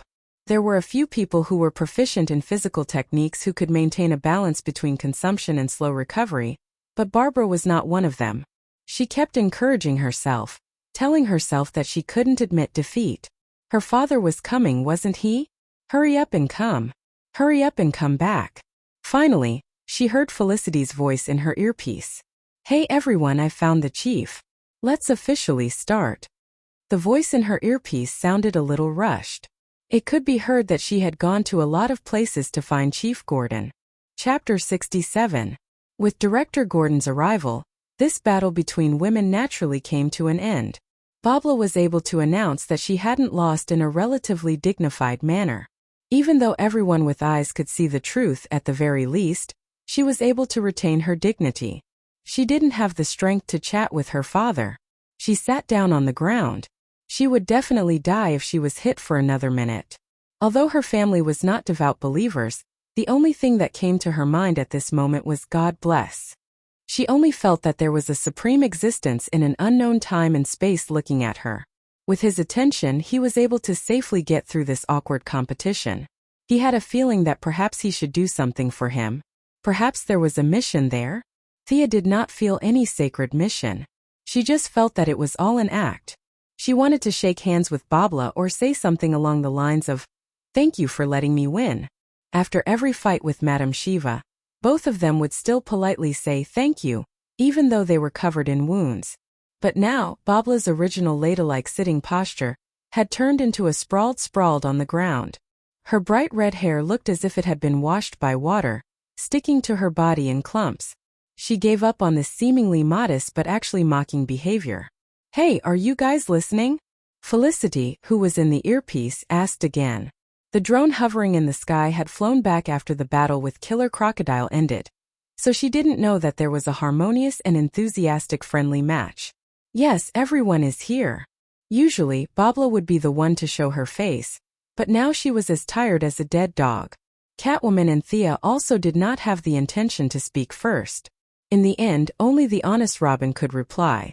"Oh," Felicity said, not understanding the meaning behind it. "Then shall we begin?" Now, this Gotham version of the six-party meeting had officially begun. The topic of the meeting was definitely not the general framework of issues such as world peace. They were mainly discussing the adoption of single crocodiles. As the boss, Thea did not speak first, so she hinted to her number one henchman. Felicity immediately said that if they did not want this guy, they could directly bring him to Star City. The Quinn group had an applied science laboratory with all kinds of electric saws and drills. She believed that single crocodiles would like it there. Besides, they also had 1,500 workers at home. As long as they agreed, they did not need modern machines. They could carry this guy on their shoulders or roll a wooden rope. This was not a big deal. "You got them, people, don't worry." At this time, Bobla caught her breath and expressed her firm opposition to this rude request. This guy ate and drank Gotham's food. Even if he died, he would have to die in Gotham's territory. If they had any urgent needs, they could share a bowl of soup with them after this, but it was impossible to take him away directly. Thea did not have any good ideas about this reply. In this world, the value of heroes was to fight their own monsters. Outsiders had no right to ask what equipment they dropped. Since they were so adamant about it, she could only say forget it. Anyway, she did not have much hope for this big guy. As for drawing his blood to be used as a strengthening agent, regardless of whether it would work or not, just looking at his appearance alone, she knew that there would be no end to it. Bobla was very satisfied with Thea and Felicity's retreat. To be honest, when she rejected them, she felt a little guilty. After all, they did not help much in the whole thing. Felicity was the one who started the scolding war. The two of them were just a repeater, and this job could be done by any two people. Perhaps they could even find two people with louder voices. The decisive blow had nothing to do with them. Although the two of them were in a difficult situation, they really did not contribute much. Now that she heard them agree to Gotham's ownership of Killer Croc, she felt as if she had won a big battle. Her impression of the two of them improved slightly. "Dad, do you have any ideas?" Bobla did not want to pay any attention to this big ice cube. As long as he was still in Gotham, they could throw him anywhere. She just wanted to go back to take a bath and have a good sleep. Initially, Gordon really did not have any ideas. He was a police officer and had been in the police force for a lifetime. He did not even have the time to care about his wife, let alone other chores. Moving things like this was obviously better for construction workers. However, the 1,500 people that Felicity mentioned just now made him think of a stupid idea. There were many people in Gotham, so he had no choice but to use manpower to move him. Since there were so many idle people in the school, he could get a few hundred people to move him. It was better to have a solution than not having one. Director Gordon found more than 100 people. Sia controlled the skateboard and pulled it from the sky. The rest of the people were busy with the round wooden rope. Finally, they pulled the heavy block of ice from the lake to the main road. It took them a lot of effort to load it into the car. An hour later, they finally returned to the university safely. "Mom, what is this?" "It's probably a Christmas present." The big ice cube caused quite a commotion when it was moved into the school. Many of the children had never seen such a rare thing before. They ran around and asked their families about it. Their families explained it blindly, saying that it was a weapon of mass destruction, or that the commissioner wanted to treat everyone to shaved ice. In short, no one could tell that there was a single croc hiding in the ice cube. After the mission was completed, everyone disbanded. Thea and Bobla wanted to go back to sleep. Of course, they slept separately. Robin went to the bathroom to take a bath. Catwoman pulled Felicity to a corner and whispered, "Do you have any equipment that can identify the authenticity of an artwork? What are you doing?" Felicity looked dumb, but she was not stupid at all. Catwoman laughed. "I'm going to borrow a few pieces of art. Gotham's jewelry industry has been facing a winter. No one dares to bring jewelry out. The art market is in high demand now." Catwoman was envious of Thea's skateboard. Although she was rich, she spent a lot of money helping the poor from time to time. No matter how rich Bruce was, it had nothing to do with her. After all, she was still fighting with Talia for the naming rights of Wayne. When she saw Talia carrying her child and aggressively rushing into Gotham, she felt that the family name was getting further and further away from her. Since it would take time to change her name from Selena Kyle to Selena Wayne, she planned to rely on herself. With money, everything would be easy. When the time came, she could buy it directly from Thea or ask Bruce to make it for her. Coincidentally, the city was in a state of panic. The rich people in the upper city hid in their homes and did not dare to go out. The market demand suddenly became stagnant, and her previous jewelry business was inevitably hit hard. This forced her to target the art market, which she was not good at in the past. Chapter 68. As a former famous hacker, Felicity has just turned over a new leaf, and she does not have a strong sense of justice as she did in the future. Although she knows that the Catgirl is definitely not borrowed, and it must be illegal, she is not a hacker who follows the law. "Why didn't you mention it to Thea?" Felicity couldn't help but ask. "Why me? I don't think I'm that close to you. You two seem to be closer, right?" Catwoman was now full of admiration for the duo from Star City. She always felt that they could come up with something magical without even realizing it. This was different from Batman's research route. Compared to the old master's planes and cannons, the two girls' research was more suitable for her. She now looked at them with envy and anticipation, just like how Big Xiong looked at Doraemon. As for Felicity's question, she was also thinking in her heart. Why didn't she mention it to Thea, who was closer to her? She thought for a moment. Maybe it's because of her identity. I always feel that she won't agree with my actions. I think we're very similar, so you should be able to help me. What did she mean? After listening to Catwoman's words, Felicity was a little speechless. Did she mean that she was like a bad person, or was she like a poor person? Did you think that Thea was a good person? Were you fooled by her little white flower disguise? In fact, Catwoman's vision was quite accurate. Thea had a lot of scruples because of her family, and she wouldn't easily trample on the law. At least, she wouldn't break the law unless it was a matter of life and death. According to the game's classification, she was at least in the lawful camp.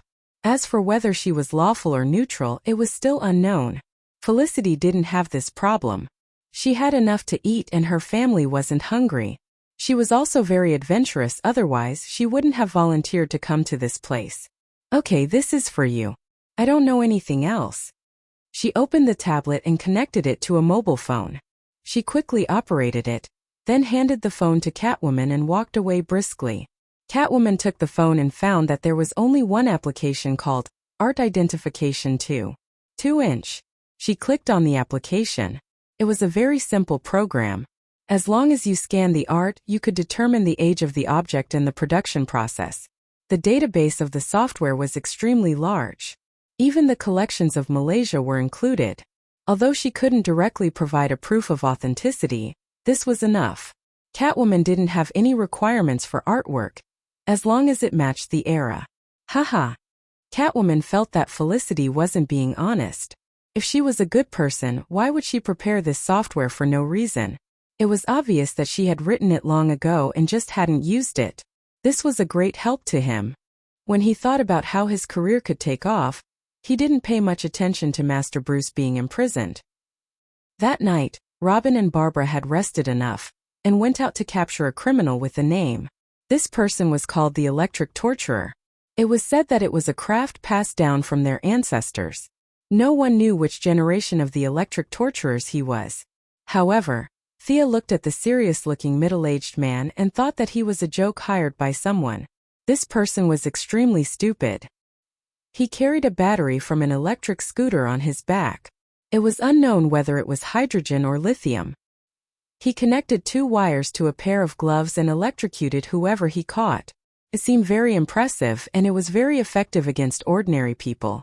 However, the smart Chief Gordon had discovered a fatal flaw in their craft 30 years ago. It was afraid of water. You didn't even need to prepare anything. Just walk 3 meters away, open a bottle of my dong, and pour it on the person's face.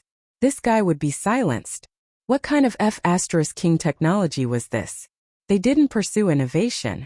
Instead, they stuck to tradition for 30 years and passed down this stupid thing to their descendants. They even went against the Gotham police station. It could only be said that there was something wrong with this family's brains. Thea shook her head and didn't look at the serious-looking electric torturer anymore. She was afraid that she would laugh and affect her ladylike demeanor. She lowered her head and finished the black base and cheeseburger on her plate. Just when she thought that her days would continue like this, and when Master Batman returned home, she would completely retire to the second line. She could go home after robbing a windfall when no one was paying attention. However, someone came to talk to her. Miss Quinn, the chief wants to see you in the meeting room. A police officer whose name Thea didn't know said to her. Oh, okay. Why was he looking for her? Thea didn't understand. Could it be that Batman was back? However, she quickly shook her head. He wouldn't be back so soon. It would take a day for him to recover from his injuries. His spine was also broken. Even if he came out, he wouldn't be able to recover that quickly. She pushed the door open and entered the meeting room. Felicity, Robin, and Catwoman weren't there. Only Chief Gordon and Barbara were talking to a woman in black. Thea, let me introduce you. This is Laura Michaels, a senior investigator of the Advanced Superhuman Joint Research Team. She's here for Killer Croc. Chief Gordon gave a simple introduction. Oh, isn't this the Heaven's Eye Society? This woman is Laura, the future wife of John Diggle. She didn't have a wedding ring on her hand. Does this mean that they aren't together yet? Thea looked at her face. She could be considered a character from the Green Arrow. She didn't expect that their first meeting would be in Gotham. Nice to meet you. Nice to meet you. The 2 women shook hands gently. It could be seen that Laura was still a little immature. She didn't look like a middle-aged woman with a dissatisfied face. She could barely be considered a mature woman now. Laura was also secretly observing the young man in front of her. She was ordered to take Killer Croc away this time. It was purely a coincidence that she met Thea. However, after learning more about her past, she made the decision to get in touch with her. Miss Quinn, I saw Killer Croc's frozen body just now. May I ask, how many days will it take for him to thaw under natural conditions? Why this question? Thea turned around and asked Chief Gordon. I'm going to sleep. Didn't Felicity tell you? Chief Gordon shook his head helplessly. He really forgot to ask. When he remembered, he couldn't find her. Laura asked him a few questions just now, but he didn't know anything. When he heard that Thea was eating, he quickly called her over after getting Lara's permission. Thea slapped her forehead. This muddle-headed guy really brought shame to Star City. She quickly coughed and said, "Ahem, in theory, under normal conditions, it will thaw after 3 days. This has nothing to do with the species of the body. Whether it's a giant or a dwarf, it will take 3 days. If it needs to regain consciousness, it will take 15 to 30 days for a normal person to regain their nerve activity. However, I haven't drawn blood from this guy before, so I can't say for sure. But it will take at least 5 days." When they heard that Killer Croc wouldn't be able to jump out of the ice immediately, Chief Gordon and Barbara were obviously relieved. Laura, on the other hand, nodded like a general. Chapter 69. Laura looked at Thea, who was speaking confidently, with a hint of curiosity in her eyes. The Sky's Eye Society had been paying attention to Gotham and Batman for a long time. As a billionaire, Batman had always been the target of their secret government organization. He was a pure earthling with brains and methods as well as money. At the same time, he benefited from the current system and was a natural collaborator with the government.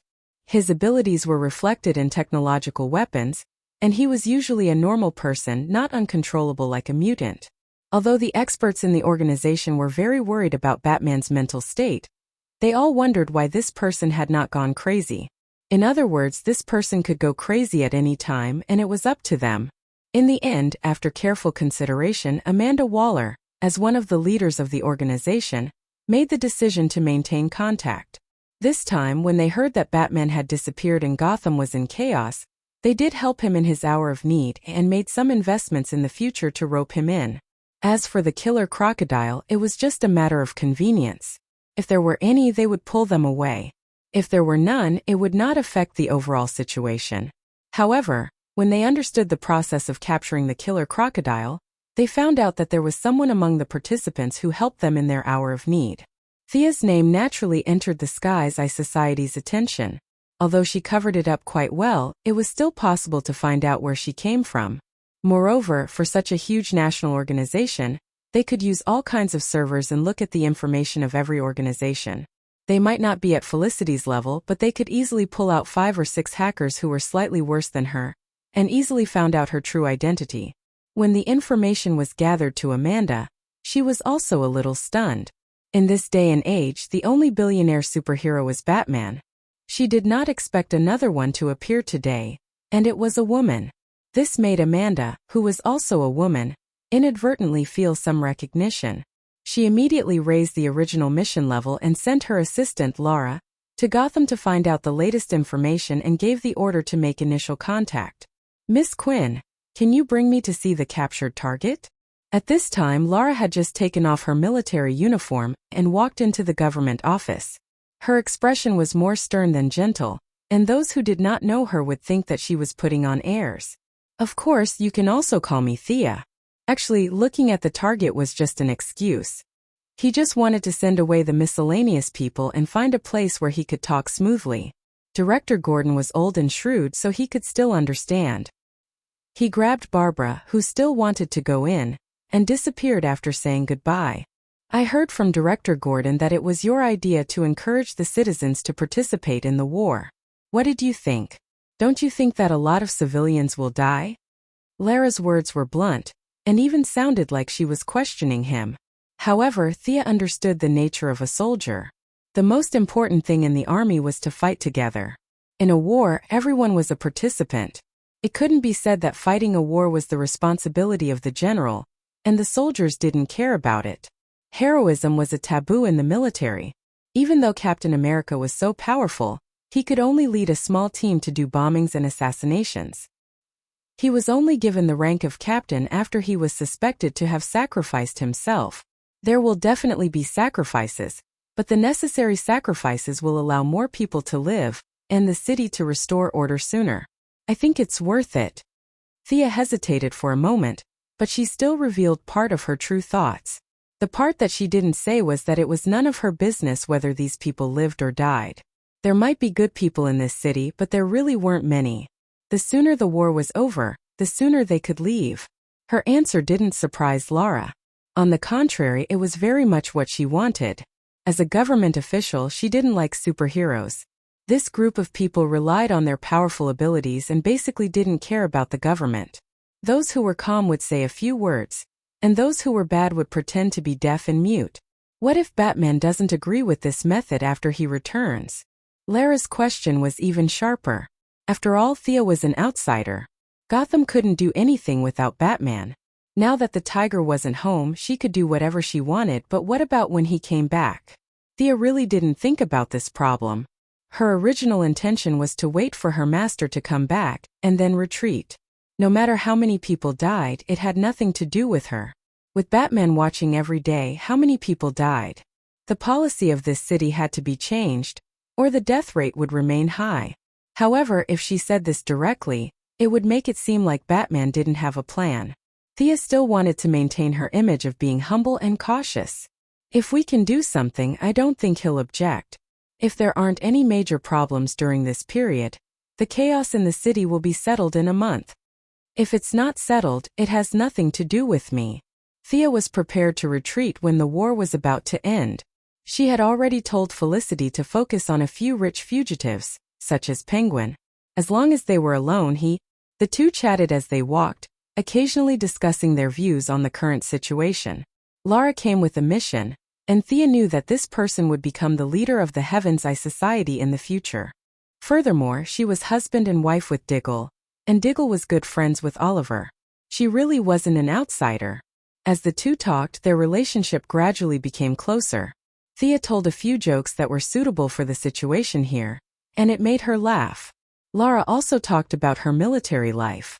When she mentioned missiles, Thea listened carefully for a long time and felt that missiles were more and more difficult to obtain.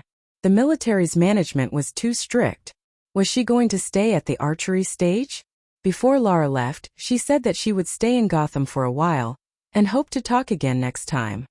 Lara slowly walked into the car, and her expression changed from relaxed to serious. She connected the long-distance call. Amanda, the initial contact with the target has been completed. It's more optimistic than we expected. Oh, tell me more about it. The black woman in the camera, Amanda, showed a hint of curiosity. From the conversation, I can tell that she's very mature and has a lot of ideas. The most interesting thing is that her position is close to that of an anti-hero. She's against individual heroism, and she actually encouraged the citizens of Gotham to stand up against the thugs. I don't know if you've seen the pictures I sent you, but they've already set up a quarantine zone in the city. As Lara spoke, the serious expression on her face disappeared, and it was replaced by a teasing look. When Batman comes back, his expression will be very good to see.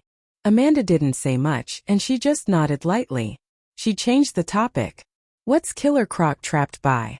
Do you know anything about it? The accompanying expert said that it's liquid nitrogen. I didn't expect her to use it as a weapon. To be honest, our experts are very impressed. The experts were more than impressed. They had already written a report to their superiors, and in the future, each person in the field would carry a few rounds. This thing was safe and environmentally friendly, and it was perfect for dealing with enemies of flesh and blood. Chapter 70. Thea was not surprised that she had caught the attention of the Heaven's Eye Society. It was only a matter of time. She was useful to them, and in turn they could help her. Whether it was her mother's election or her own technological weapon, she needed a lot of connections.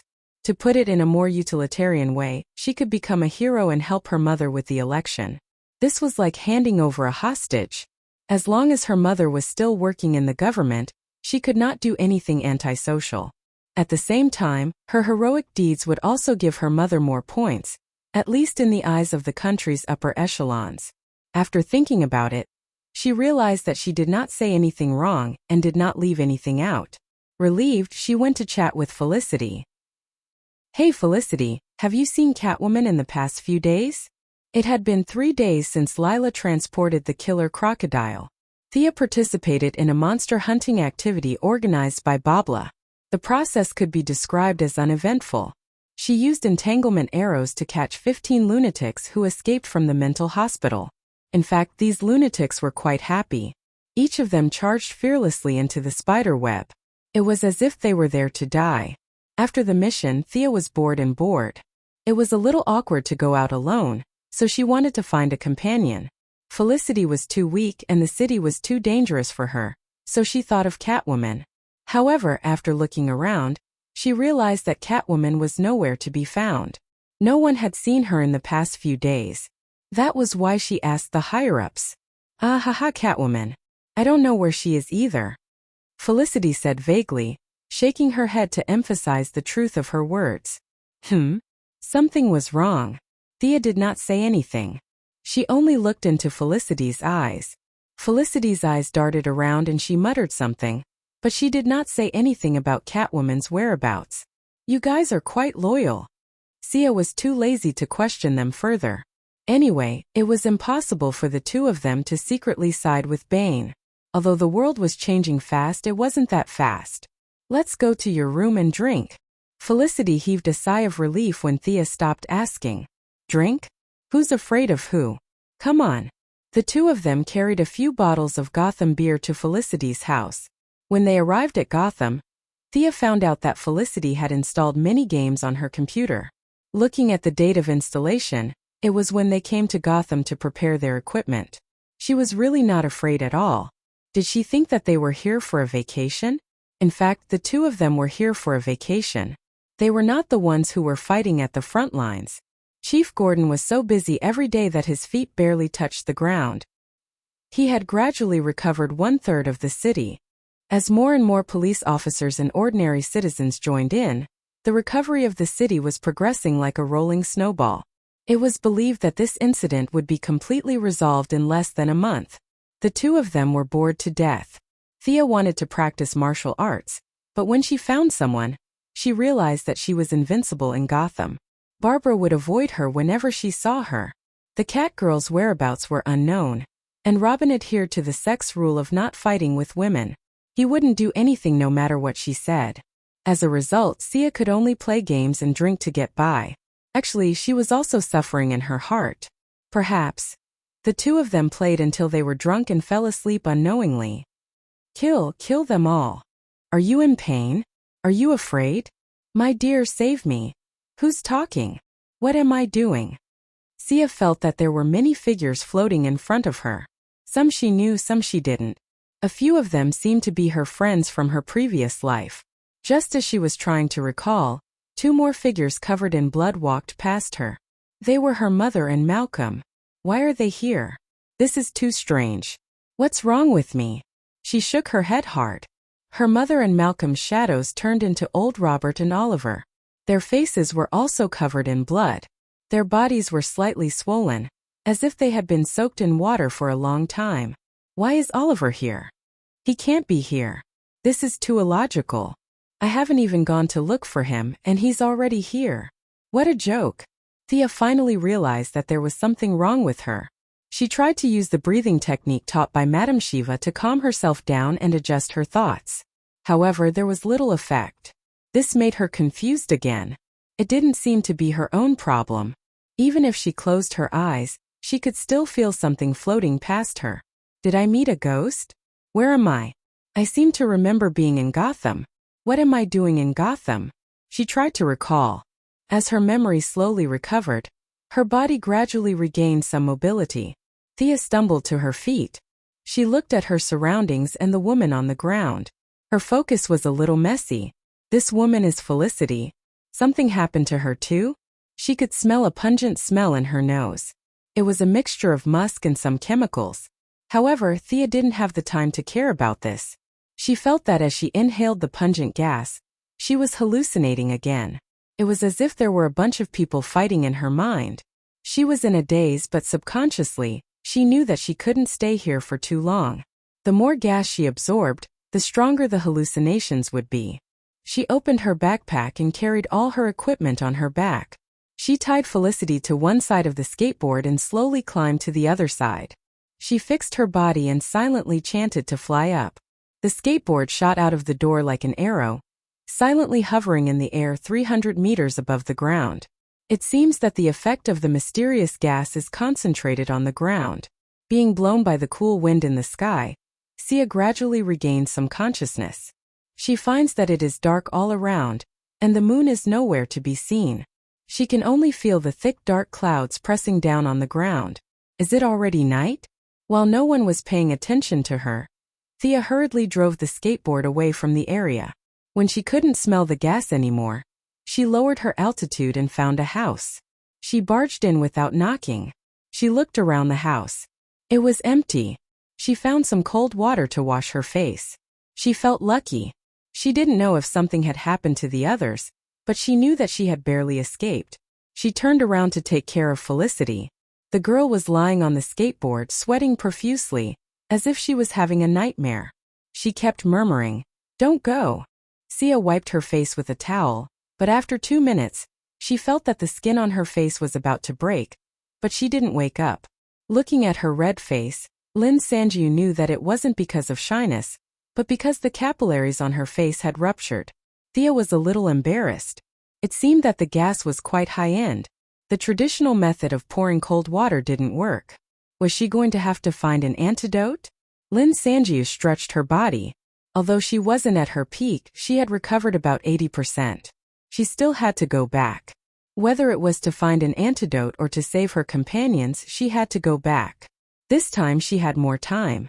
She changed her clothes, put on her glasses, and carried her bow. To prevent the damn gas, she even put on 3 layers of masks. She didn't know if they were effective or if they would come in contact with her skin, but she covered herself up tightly. She opened the door and jumped on the skateboard. Chapter 71. The cold wind in the high altitude of the night was like a knife, causing Sia's exposed skin to ache faintly. But at this time she was no longer in the mood to pay attention to this. She still had not figured out who was behind tonight's incident. Could she find the antidote to save Felicity? Were Batman's teammates also trapped in the school? She had no idea where Director Gordon was. So many questions gathered together that her beautiful eyebrows furrowed. At the same time, she swore to herself that no matter who started this incident, she would kill that person. Returning to the sky above the school, she could see that the entire area was shrouded in a layer of light green gas under the faint moonlight. The lively place a few days ago now gave off a feeling of dead silence and gloom. Thea lowered her altitude and observed carefully. With the faint light, she could see a few burly men patrolling the camp from time to time with automatic weapons. They seemed to be wearing gas masks. That means the poison gas is spread through the respiratory system. Thea remembered the movements of these people, and was ready to snatch 2 of them when they retreated. The skateboard flew over their heads silently and was not noticed by the patrolling soldiers. Many people had this problem. A normal person's line of sight was 120 degrees in front of them. People without the Byakugan Sharingan would not look above their heads for no reason. In the movies, the secret agents hiding on the ceiling were similar to how Thea flew over their heads under the cover of the night. Thea did not spend too much time on the periphery, and went straight to the brightest room. This time she was very careful.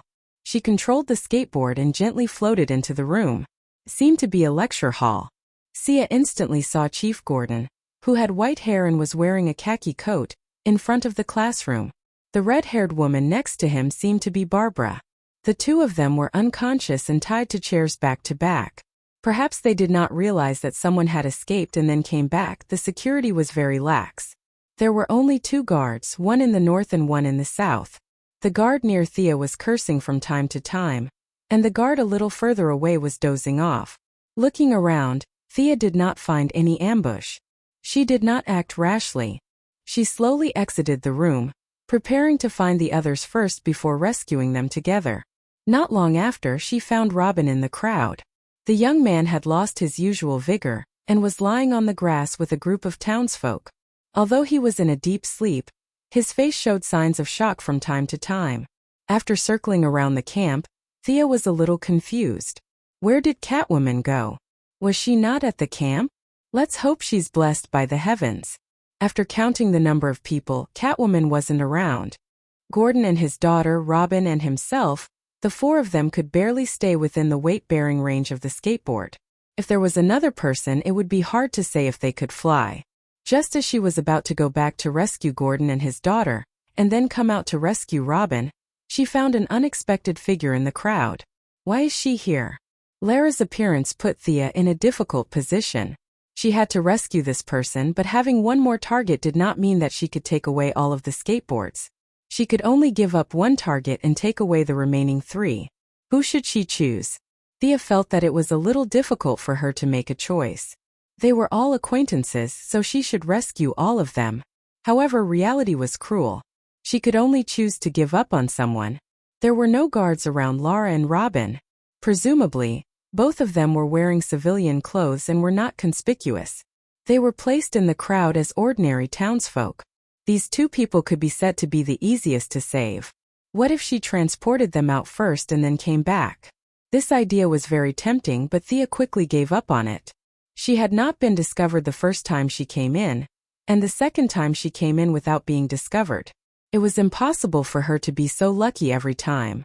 She was only using the cover of the night and was not invisible. This went back to the original question. Who should she give up on? Chief Gordon was currently the golden calf, so she had to rescue him. Although his combat ability was weak, his position as chief was too important.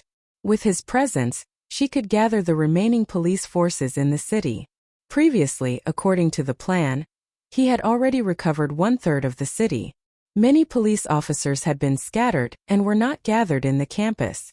As long as he raised the flag, he could quickly gather many police officers to help. The next one was Lara. As Amanda's deputy and the future leader of the Sky's Eye Society, she had to be rescued. Like the old chief, she was also the type of person who was weak in combat but had a strong appeal. Through her, she could get a lot of support from the Sky's Eye Society. This was very important for her, who had not found the mastermind behind the scenes. Besides, he didn't want to offend Amanda, who had black hair, black eyes, and skin that wasn't too dark. She was ruthless and held a high position. If he wanted to continue working here, he would have to suck up to her a little. Rescuing her assistant would be considered a great achievement. Who should she give the remaining spot to? Although Thea did not like Barbara from the bottom of her heart, she still decided to give up on Robin. After all, a lone girl with a 70 out of 100 appearance was too dangerous in this kind of environment. Although foreigners did not care about that, there were so many perverts in Gotham. Who knew what would happen to her? Robin had thick eyebrows, big eyes, and a thin body. To be honest, his appearance, figure, knowledge, and speech did not fit the aesthetic standards of this place. It was really a miracle that Barbara would fall for him. Presumably, no perverted girl would fall for him. She hoped that he could keep his thing. Actually, even if he could not keep it, she would not lose anything. She silently wished Robin the best. Take care. It's not that I don't want to save you, but there's no more space on the bus. While the patrolling guards were far away, Thea quickly tied Lara to the side of the skateboard and turned around to save Gordon and his daughter. When she returned to the lecture hall, the 2 guards were still in their original positions. Thea got off the skateboard and used the Assassin League stealth techniques that Old Ma taught her to slowly approach them. Their walkie-talkies were very close to their hands.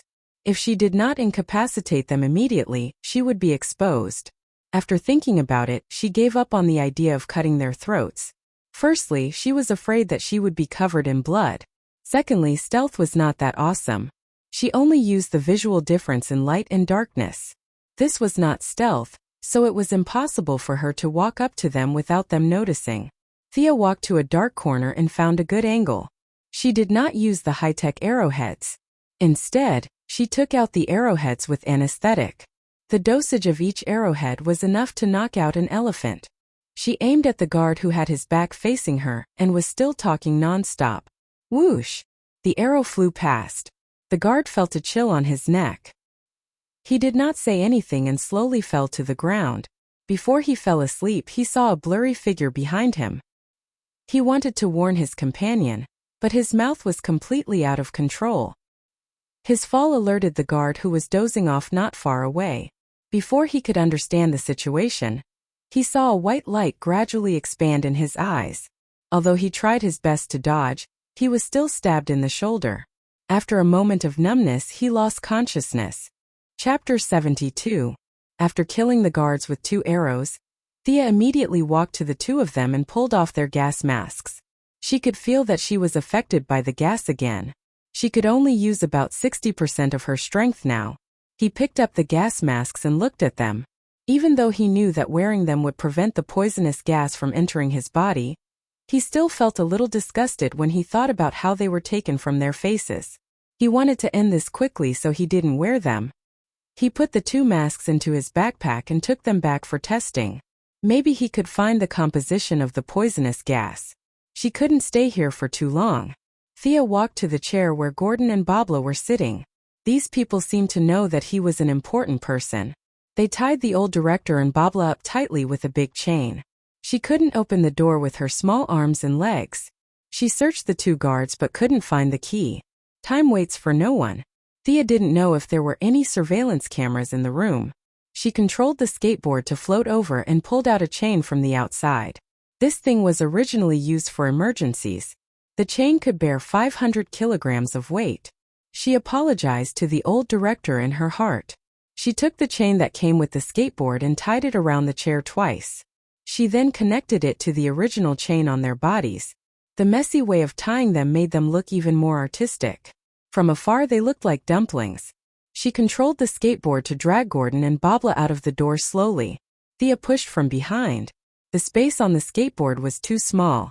Besides, Lila was already tied up. There was no place for the father and daughter.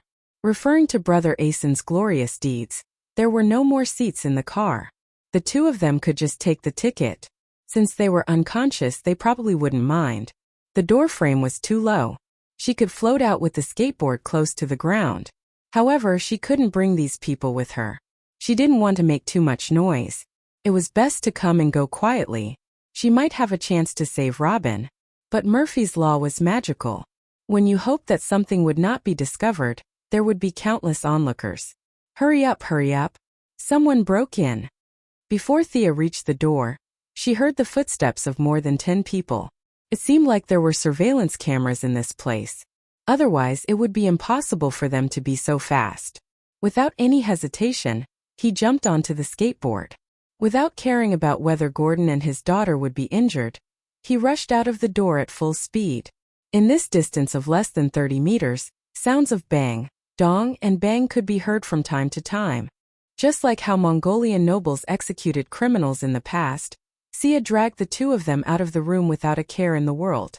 Then, under the surprised eyes of several guards who rushed over after hearing the news, she soared into the sky with a whoosh. From time to time, gunshots could be heard from below. Bang! Bang! At this time, Thea had already leaped to a height of 300 meters. Of course, she could continue to pull up.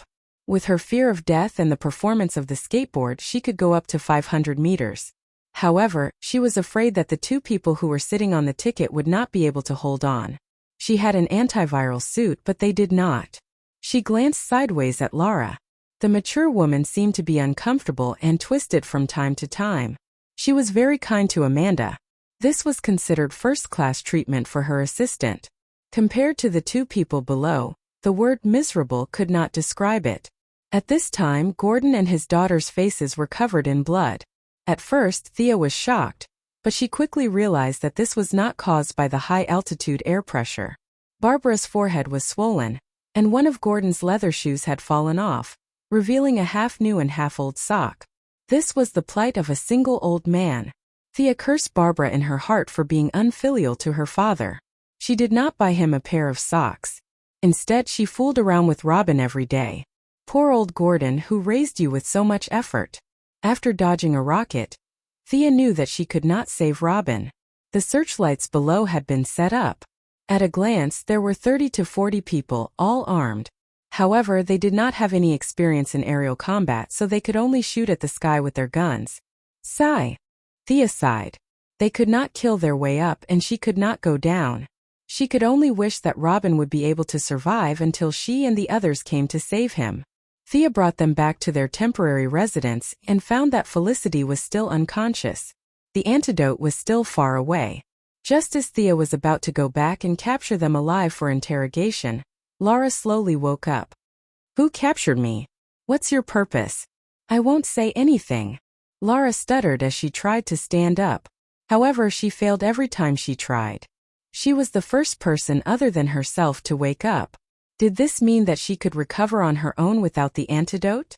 She was able to wake up because of her special agent training. She drank coffee and anesthetic every day, which raised her poison resistance to an inhuman level. How did she wake up? Did she rely on her strong willpower and abundant stamina? Thea was not sure, but she still grabbed Lara's shoulders. Look carefully. I'm Thea Quinn. We met 2 days ago. You were attacked by the poison gas. This is the room I found. She did not know if Lara heard her clearly. She could see that Lara was adjusting her focus, trying to see the face of the person in front of her. Thea did not have any antidote on hand. Even if she did, she would not dare to use it recklessly. She could only use the old method, which was to get a basin of cold water and wipe Lara's face with a towel. Perhaps Thea was not used to taking care of people, or perhaps Lara was not used to being passive. She weakly pushed Thea away, took a deep breath and plunged into the basin. It had to be said that her movements were clean and neat, and she really had the bearing of a female soldier. If it weren't for the fact that she was facing Sia, she would have applauded her. This person exuded a valiant aura, and it was a stark contrast to the haggard middle-aged woman with a face full of unfulfilled desires. Time really was a butcher's knife. With a splash, Lila raised her head abruptly, wiped the water off her face and glared at Sia fiercely. After a while her brain finally reacted. The person in front of her didn't seem to be an enemy. You're Thea? Where am I? Where are the others? Where are my men? Although she knew this person, she did not know if there was a conspiracy. She remained vigilant, ready to attack at any time. It seemed that she did not hear what she said just now. Thea sighed and told her what happened. That's what happened. There are only a few people here, and they are all unconscious. Only you and I are awake. When I pulled you back, I did not see your men. Of course, even if I saw them, I wouldn't recognize them. Chapter 73. Lila did not have the energy to care about Felicia's joke. Even though she could only see 2 figures in front of her, she still forced herself to stand up and lean against the wall while looking around. It was a very ordinary house. The furniture was old and broken, and there were some miscellaneous items scattered on the ground. Perhaps the owner had left in a hurry, but after a long observation, Lila realized that this place was very ordinary and did not look like a prison. The dark night outside the window also showed that this was not a prison cell. Lila's worries were mostly relieved. If you can still walk, follow me outside to take a look. They've been unconscious all this time. I really can't do anything about it. Sia was exhausted after saying those few words. She had entered the poisonous gas area twice in a row, and both times she had engaged in intense fighting and killing. Her intake per unit of time was much higher than the rest of them who had fainted and fallen to the ground. She was barely holding on with her strong willpower. Lila naturally saw Felicia's pale face and sweaty forehead. She endured the discomfort in her body silently. As a former soldier and now a high-level agent, she could not say that her legs were as weak as noodles. If she was compared to a 16-year-old girl, she would be ashamed of the days when she drank anesthetics like coffee. However, she did not have the energy to speak. She just nodded and followed Thea to another bedroom. This room was basically the same as the one she was in, but it was bigger. There was a woman lying on the bed in the room. Lila had never seen Thea in person before. She had only seen her picture, which was attached to Thea's profile. At first, she did not recognize the woman who had taken off her glasses and had a red face. However, she soon realized that she was Thea's partner. As for her name, she could not remember. The other 2 people in the room were not treated so well. Their clothes were ragged and their faces were swollen. Looking at their miserable appearance, Lara unconsciously touched her own face. She couldn't help but think, am I like this too? Although she looked average, she did not want to be disfigured. She felt that there was nothing wrong with her face, so she began to carefully examine the 2. Of the 2, Lara recognized Captain Gordon immediately because his outfit was too old-fashioned. He was wearing a beige coat that had not changed for decades. Even though the journey had been a bumpy one, his trademark glasses were still on his face. He was the only person in the whole of Gotham who was so unique and dressed so superbly in the 21st century. From time to time, a few illusory figures would appear in front of Lara's eyes. Some of them were her family members, and some were her former comrades. She knew that this was her hallucination. She shook her head hard and vaguely saw 2 people tied together. She thought to herself that the red-haired woman beside the old director should be his daughter. She couldn't possibly be the old director's lover who was caught and tied up. Do you have any idea how to wake them up? Thea asked when she saw that Lila had been in the room for a long time. What can I do? Lila did not force herself. She leaned against the wall and slowly sat on the ground. She used to be a soldier, and her current job was more of an administrative one. She did not know how to answer such a professional question. Moreover, her mind was sometimes clear and sometimes confused. Even if she knew, she could not remember. I don't have any idea. Hey, that's not right. Didn't you wake me up? No, you woke up on your own. Thea stopped shaking her head. The more she shook, the more dizzy she felt. She waved her hand at Lila. Although she did a lot of good deeds and did not leave her name, she was not the one who did it this time. Who knows how she woke up? Then how did you wake up? Lila was now in the mood to get to the bottom of it. Thea vaguely felt that her strong spiritual power had played a role. At the same time, her physique had also reached a higher level. After all, she had trained hard for the past year. With the help of her body and spiritual power, she was not completely knocked out by the poisonous gas. However, it was too troublesome to explain, so she could only continue to say that she did not know. The two of them did not talk about any practical solutions to the problem at hand. Thea looked at the few people who were as dizzy as dead pigs and did not know what to do. She was a little depressed. Since the two of them did not have any ideas, they could only ask for help from outsiders. Although Thea did not know many people, Lila was a senior figure in a government organization. Can you find some people to help? In fact, she did not need to ask Lila to think of this problem. She took off her military uniform and joined the Secret Service organization. Why did she work so hard to climb to a high position?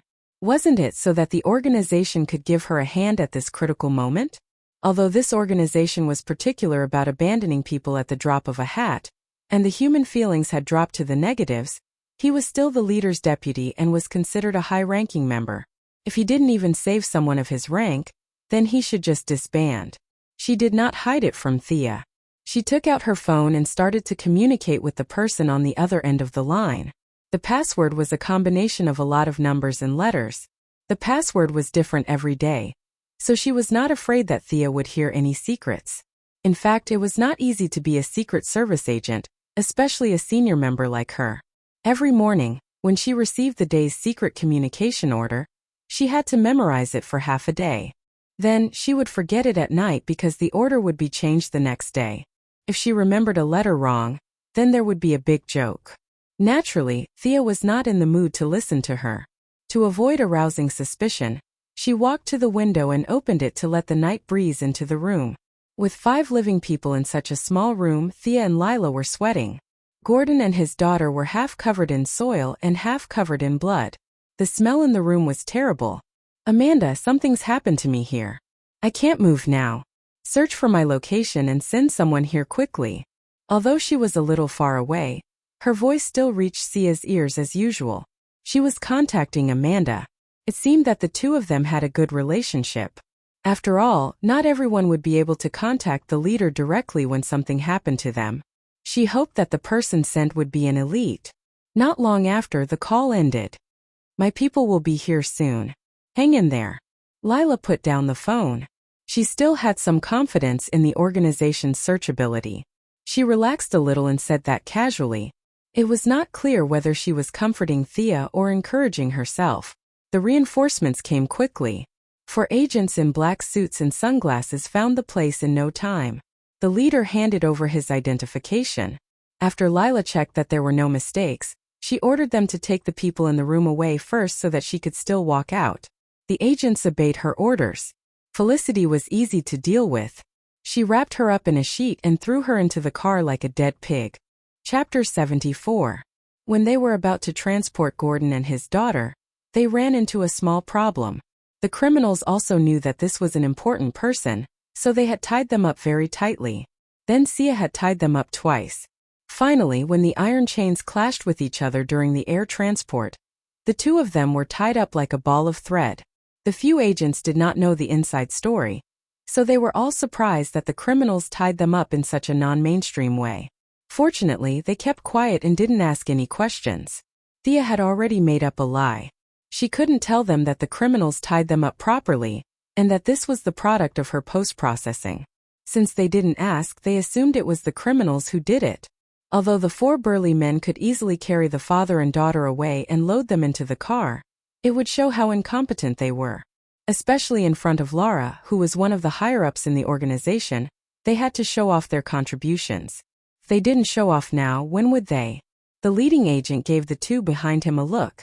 Soon the two came in with all kinds of electric saws, hammers, and welding tools. After working for half an hour, the four burly men finally managed to remove the chains from Gordon and his daughter. It was worth mentioning that the old director had woken up in the last 2 minutes of the iron chain being unchained. Perhaps it was because he had been kidnapped by a variety of bad guys over the years, but now that he was old, his body inevitably showed signs of aging, which was why he had been in a coma for such a long time. When he opened his eyes and saw several men in black holding electric saws and welding tools around him, he wasn't surprised at all. He shouted very naturally, "Come at me. Don't touch my daughter." The agents were dumbfounded. As their leader, Laura hurriedly explained the situation to them. However, Gordon didn't have much trust in the government. He was still wondering if they were the ones behind this. To be able to knock out the entire campus so easily, ordinary people wouldn't be able to get their hands on such a powerful poison gas. The Heaven's Eye Society was the most suspicious. Laura didn't know whether to laugh or cry when she saw the suspicion in his eyes. She also realized how suspicious she was of Thea when she first woke up. It was human nature. Laura suddenly thought of her own experience. She pulled Thea over and told the old director about it. "Thank you, Miss Thea. I don't know what to say about your selfless help." Gordon had already figured out the situation. The people around him weren't bad guys. The electric saws and welding tools looked scary, but they were all there to help him untie the chains. He could tell that they were very old. Besides, he had a good impression of Thea. There was no need for her to team up with the government agents to kidnap him and his daughter. In fact, he thought that Thea didn't care about his family's money. She was the heir of a large financial group and had given him the opportunity to become famous. She didn't care about fame or fortune. She came all the way here to help him. It was not honest of him to suspect her for no reason. However, his acceptance of reality was still a shock to Laura. "You didn't believe me at all when I tried to persuade you on behalf of the organization. How can you believe someone else's words? Is our organization's reputation that low?" Gordon wasn't an ordinary person. He was a police chief with a population of tens of millions. He was a well-known figure in society. Laura was ready to go back and advise Amanda to improve the situation. No matter what the truth was, they should at least do a better job of keeping up appearances. Otherwise, let alone ordinary people, even the high-ranking officials wouldn't trust them. They should just go back to their own homes. The four of them drove 2 cars. Thea had almost recovered and didn't sit in their car. Instead, she got on the skateboard and followed behind them. This was the first time Laura saw her skateboard. She had only heard about it before. But now that she saw the real thing, she was stunned. It wasn't difficult to make this thing. At least for an organization like theirs that received funding from the government, they could definitely make it with a lot of USD. What was difficult was the design concept. Could this kind of equipment be used in the front line? Laura thought about it and felt that it was a little difficult. She knew that this thing wasn't cheap. It was useless in small quantities. It would be easy to get into conflicts if she gave it to someone else. If she gave it to someone else, would her organization have enough money? Thea followed behind the car for half an hour and arrived at a group of villas that weren't very big. It was very cold and quiet, and there was a sense that no one was allowed to enter. "This is our base in Gotham. Please come in." Laura rested for half a day. Relying on her young body and high resistance to poison, she had basically recovered her mobility. She was no longer in the miserable state she was in when she ate too much at the buffet. Director Gordon was still unable to walk, but he didn't need anyone to help him. He got himself a walking stick and walked in shakily. There were specialized medical personnel in the base. They checked the 2 sleeping beauties who were still unconscious and concluded that they were fine and would wake up soon. However, they didn't know how long it would take. As they didn't know what caused them to faint, they couldn't be sure. They also took blood samples for the 3 people who had woken up. Before the results were out, no one dared to drug them. They could only get a glucose drip to replenish their water. Just as they were about to leave, Thea took out the 2 gas masks from her backpack and handed them to them. This is the mask that the criminals wear. I don't know if it's a regular product, but I think it's specially made. You guys should take it and test it. Hurry up and analyze it. Lara didn't wait for them to reply and immediately gave the order. She had been tormented so much that she had forgotten what she wanted to do when she first went to the campus. She had never been so embarrassed in her life. She just wanted to find the mastermind behind this and shoot him twice with her handgun from the bottom up. Then she would talk about other things. Lara still had to arrange the work, so she got up and left after a while. Thea and Gordon looked at the 2 sleeping beauties and wondered when they would wake up. Felicity should have woken up a long time ago.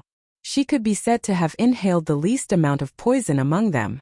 However, the doctor said that it was related to one's body constitution. This made Thea a little worried. After all, she didn't have a body constitution. This girl didn't even train.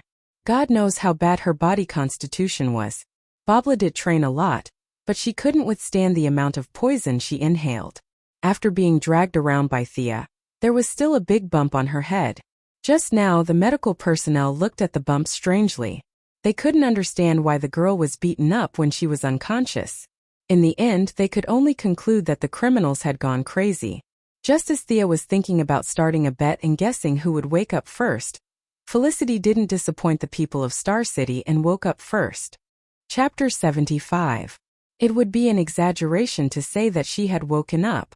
Felicity was actually still in a semi-conscious state. She kept mumbling things like, "Daddy, Mommy, don't go." Under Gordon's anxious gaze, Barbara woke up in less than half a minute, and the old director heaved a sigh of relief. Although Barbara woke up later, her constitution was far stronger than Felicity's. After all, she had trained hard before. The reason why she woke up later than Felicity was mainly because she had inhaled too much oxygen. In addition, someone had dragged her all the way here, and she was still feeling dizzy. The medical staff quickly injected the 2 of them with some injections to increase their stamina and speed up their recovery. After a preliminary analysis by a few pharmacologists, although most of the drugs couldn't be used, some antibacterial and anti-inflammatory drugs wouldn't conflict with their recovery. This was especially so when they saw the huge bump on Barbara's head. If they didn't give her some medicine in time, she would really be disfigured. Although she was still a little weak, Barbara recovered at lightning speed. She could already see her biological father in front of her clearly, and could speak intermittently. Felicity, on the other hand, was in a much worse state. She was still in a semi-conscious state. However, it was a good thing that she could wake up. Thea felt that the medical staff were really resourceful. It was much better than her method of waking someone up by pouring cold water on them. "Daddy, where are we?" Barbara gradually regained consciousness. She looked around in confusion. This wasn't where they were before. "Where are we?" Gordon also didn't know where this place was. He was also sent here in a daze. At his age, his recovery speed naturally wasn't as fast as a young person's. However, in order to let his daughter recover in peace, he made up a lie that wasn't really a lie. "This is a secret location. It's very safe here." "Where's Robin?" Barbara looked around and didn't see her boyfriend. She felt a little uneasy and hurriedly asked her father. Only then did Gordon realize that Robin wasn't around. Thea didn't mention anything just now. Could it be that they didn't manage to save him? He turned his head and gave Thea a questioning look. What could Thea say? He could only shake his head gently. "Robin is still in the school. We'll rescue him later." Chief Gordon was generally supportive of Robin's relationship with his daughter. However, he was somewhat displeased with his son-in-law, so he was not angry at Sia for not rescuing Robin. Instead, he felt that the kid should be taught a lesson. Otherwise, most people in this world would forget their fathers when they had a man, and forget their mothers when they got a wife. When Barbara heard that her boyfriend hadn't come out, she didn't know who had fished her out. She was a little anxious and worried, and fainted again under the multiple blows. They watched as Gordon hugged his daughter and cried, "Babla, wake up, open your eyes." Thea felt her teeth ache. She had only fainted, not died. There was no need to be so dramatic. Since both of them were awake, her efforts tonight weren't in vain. She turned around and walked out of the room to find the researchers in the laboratory to see if they had analyzed the composition of the poisonous gas. If possible, she still had to rescue Robin. Besides, Catwoman was nowhere to be found. At the same time, Lara walked into a sealed room and gave a long password. Amanda's dark face appeared on the monitor. Lara, you're recovering fast. Thank you for your concern, sir. Both of them didn't want to waste time and quickly got to the point.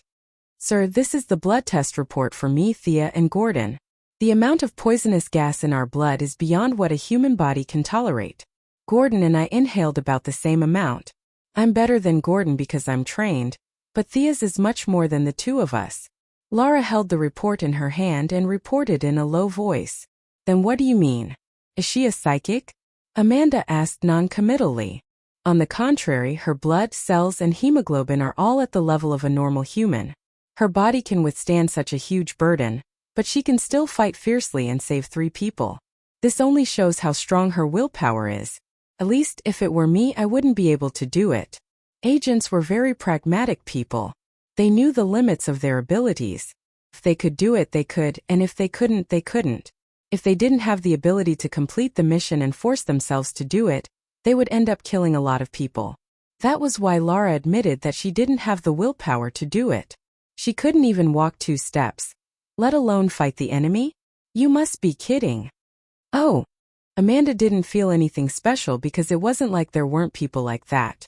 Some people relied on their strong willpower to do incredible things.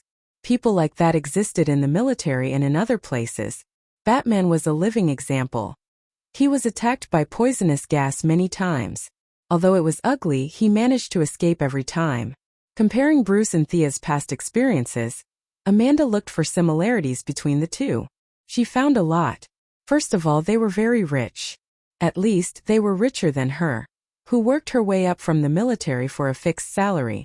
Secondly, their families suffered terrible misfortunes, and they were surrounded by wolves. The only difference between the two was that Star City was brighter, while Gotham was darker. Could it be that it was easier for the children of rich families to become superheroes? Amanda couldn't help but have this thought. Should she find a few more of them to test in the future? They weren't greedy for money, they weren't afraid of death, and their hearts were filled with ideals. This was quite suitable for her organization. Stopping her thoughts, Amanda asked Lara, "What's your conclusion? Do you think she fits our criteria?" "Yes, I think she fits at least more than Batman. She can be a partner of the Heaven's Eye Society," Lara said with certainty. "I understand," Amanda said and turned off the long-distance call. She sat on the chair and looked at the document in her hand. Thea's mother, Moira, had officially submitted to the government to participate in the next mayoral election. Currently, she was far ahead of the other candidate in the polls.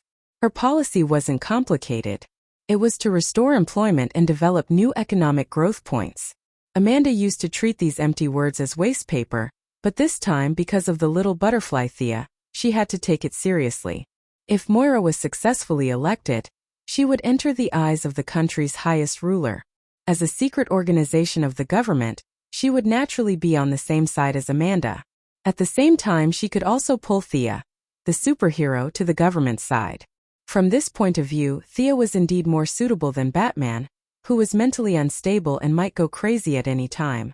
Chapter 76.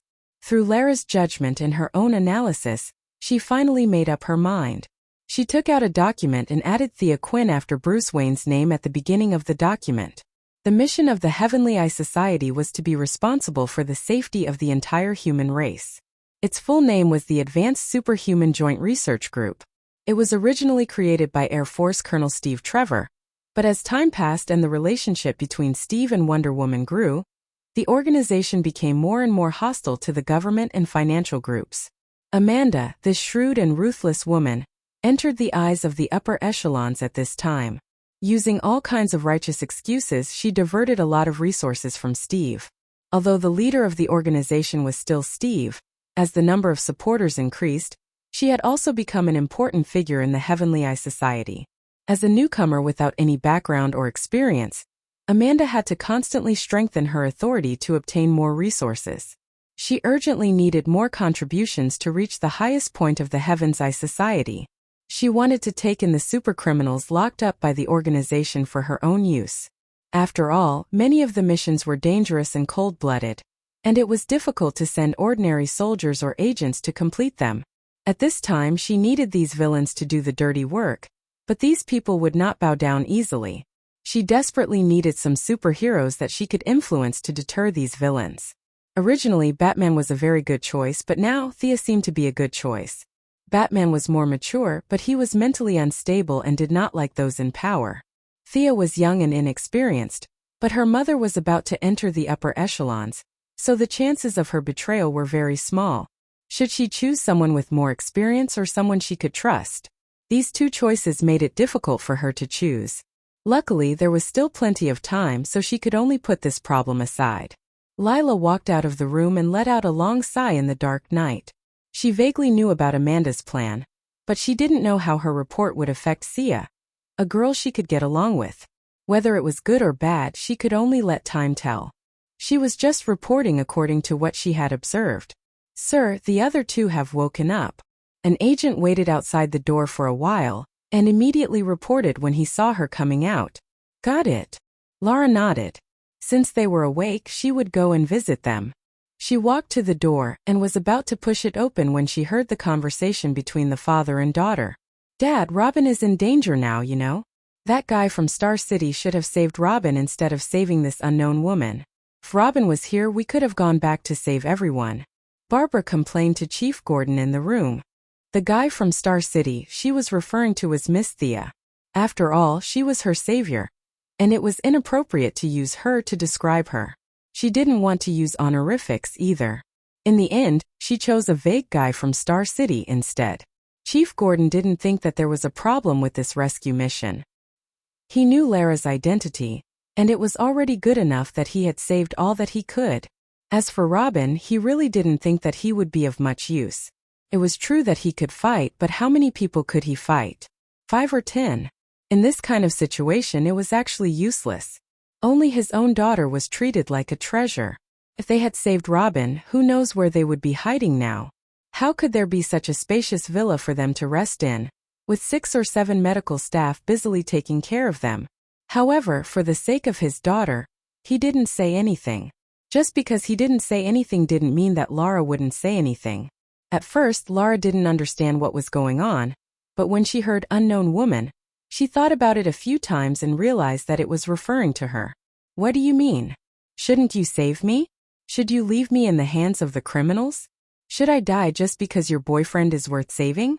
Don't fall into my hands, you be *tch, or you'll regret being born." Lara climbed to a high position in the Sky Eye Society, where good people mixed with bad people. She wasn't a good-tempered person, and she had a lot of bad intentions in her heart. Women were all good at acting. She pretended as if nothing had happened and knocked on the door. She expressed her concern to Gordon and his daughter before leaving. When she returned to her room, she took out a report and started writing. This document was her original purpose, which was to evaluate the abilities, personalities, and preferences of Batman's team members. When she drew Barbara's piece of paper, Lara sneered and started writing without thinking. Of course, she wouldn't write about Barbara in a particularly bad way. That would be seen through at a glance, and it would seem that she was taking revenge, which would affect her career. The adjectives she used were all good words, such as warm-hearted, courageous, and eager for justice. She wrote a large piece of paper. These words were good words for publicity, but in the eyes of the Special Battlefront, especially a black-hearted woman like Amanda, these words were synonymous with idiocy, and especially idiocy. If it was a report from Batman or Thea, she might have verified it, but for a second or third-tier hero like Barbara, she basically just read it, signed it, and stored it. She didn't have the energy to verify it. Whatever her subordinate said was the truth, not to mention a subordinate of Lara's level. Even if she found a mistake, she wouldn't take it seriously. She couldn't see any problems now, but when she encountered something more troublesome in the future, and needed a hot-blooded hero to charge at the front, this file would play a role in adding fuel to the fire. Just as Lara was thinking about how to write a 500-word review with a pen in her mouth, a subordinate knocked on the door. "Sir, Miss Thea is back." "Back? When did she go out? What did she do? This was the bad thing about this group of heroes. They were too independent. She had only been here for a short period of time, and this person had already run out. Where is she? Lara's head was full of question marks, and she thought that she had to have a good talk with her about discipline. In the interrogation room, Miss Thea captured someone alive. The subordinate's face was full of excitement. Oh, amazing! That was the only way Lara could express her feelings now. It hadn't even been 20 minutes, and she had killed another round? What a fierce woman. What kind of grudge do you have with this group of criminals? You've killed 3 rounds in one night. Actually, Thea wasn't as fierce as she thought. She just felt that she was basically invincible in the air, so she flew over boldly. Before she left, she specially went to get a gas mask that was said to have the strongest effect in the Heaven's Eye Association. Although it wasn't targeted, it was better in terms of overall protection. However, it was different this time. The process could only be described as not smooth. The people in the camp weren't fools. 4 or 5 searchlights illuminated the entire camp as if it was daytime. The patrolling criminals stretched their necks and looked up at the sky as if there was something wrong with their necks. Thea was still a few hundred meters away from the camp when she was discovered. Chapter 77. The first time you came, we ignored you. The second time you came, we magnanimously let you go. In the blink of an eye, you're here again? Even if they could tolerate it, they couldn't. Not all of the bandits in the camp were illiterate. There were a few who boasted of their high intelligence. They gathered the hostages, strengthened the security, turned on all the searchlights, and even set up a small radar. That was why Thea was discovered before she even reached the camp. Even though she was discovered, Thea wasn't in a hurry. She was 200 meters above the ground, and the people below her were like ants. Bows and arrows were useless. Even if she had bombs, she wouldn't dare to throw them. If a few hundred citizens were killed, her name would be completely red. The people below couldn't do anything to her. Gotham didn't have that many high-tech weapons. Everyone's focus was on curing the mentally ill, which was also known as spiritual development. There was very little development of firearms, and even a rocket launcher was considered powerful. As for the heat-seeking missiles that could threaten Thea, the bandits didn't have any. They angrily raised their AKs and fired a few rounds into the sky, not caring if they hit their targets. The smarter ones pointed their guns at the hostages' heads and raised their loudspeakers to shout at the sky, implying that if Thea didn't come down, they would shoot. Thea didn't take it seriously. You guys have watched too many movies. I'm not on the side of justice. Kill me if you want. I don't even know these people. Even if you kill Robin, it has nothing to do with me. I'll mourn for him for half a minute. You want me to go down and die? Are you kidding me? She circled the camp twice as if nothing had happened. She could see that the bandits were a motley crew without any discipline. They had tattoos or piercings. Not many of them were dressed normally. However, their equipment was pretty good. They were all wearing American military uniforms. Did they rob a military base in Gotham? However, Thea looked twice and realized that they were just small fries. They didn't seem to last more than 3 minutes. None of them had a name on them. At least she didn't see any. There was no one at the place where Robin had fainted earlier. They could see a few criminals gathering the hostages. They could only apologize to Robin. They had really tried their best. You can pray to God to protect you from now on. Just as he was about to return home, he saw a criminal pacing back and forth on the side, as if he was relieving himself. Thea watched the man swagger around. She didn't know if he had kidney deficiency or something else, but he stood there for a full 3 minutes. Are you trying to lure me down? Thea scanned the area with her infrared glasses and found no less than 10 people hiding nearby. Originally, I was planning to go back like this, but since you're giving me a live witness, I don't want to make it seem like the people of Star City don't know etiquette, so I can only accept it. Thea didn't use her maximum speed before, so these people didn't know how fast her thing was floating in the sky. They just assumed that it was about the same speed as a car. Therefore, the circle of people lying in ambush could only be considered to be neither big nor small. Thea arrived at the side of the bait in less than 150 kilometers per hour. It was a forest and there were 8 criminals hiding there. The infrared glasses showed that these 8 guys were squatting motionlessly, waiting for Thea to take the bait. Just when these people thought that the enemy would fly over their heads and perform a dumpling wrapping performance, Thea suddenly sped up, took a big circle and rushed down from the other side of the bait. These people didn't expect such a variable. Caught off guard. Their weakness of not having received formal training was undoubtedly exposed. Two criminals reflexively rushed out with their rifles. The two people who rushed out were a little confused. I came out just like that? What should I do next? While they were in a daze, the people behind them also shouted, "Come back! Come back!" The two brainless guys turned back into the forest. But at this time, Thea had already completed her mission. Her skateboard was originally modified with emergency equipment. There was a chain on each side of the V-shaped skateboard. She used one to pull Gordon and his daughter onto the ticket, and now she had the other one to use on this guy who was holding up his pants. She instantly increased her speed to 300 kilometers per hour and rushed to about 100 meters in front of the bait. She didn't know what these criminals told him to pay attention to, or was this person trying to be realistic? Anyway, when Thea saw this person, he was unbuckling his belt. Thea's sudden appearance startled the enemy. His brain didn't react. Should he pull up his pants or take out his weapon first? It was dark in the middle of the night. With Thea's speed, she could only see a blurry figure in front of her. Her left foot stepped on a mechanism, and a chain with a sharp arrowhead pierced into the bait's shoulder. This arrowhead wasn't designed by Thea. It came with the original equipment.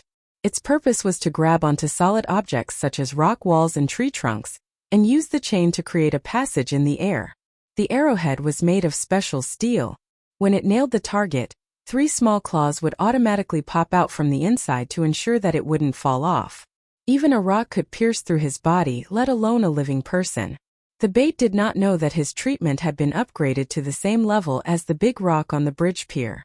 When the arrowhead, which was as thick as an arm, pierced through his body, he fainted without making a sound. Thea felt that his body was probably not as strong as a rock. Before he fainted, she circled around him again. Then, under the shocked gazes of the others, she left with the captive in her hand. Out of caution, she didn't want to expose Lara's base. Relying on her speed, she flew half a circle around Gotham before returning to the base with the captive in her hand. When she returned to the base, she took off the gas mask. The mask was quite powerful. This time, she wasn't affected by the poisonous gas at all. Unfortunately, it was said that the production cost was very high. Even with Heaven's Eye Society's wealth, they could only make a few of them. The number that was distributed to the base was even fewer. She got off the skateboard and threw the captive to the agents. "This is the one we captured alive. See if you can get anything out of him." The agents looked at the captive. Half of his body was dyed red. Fortunately, he was flying at high altitude at night.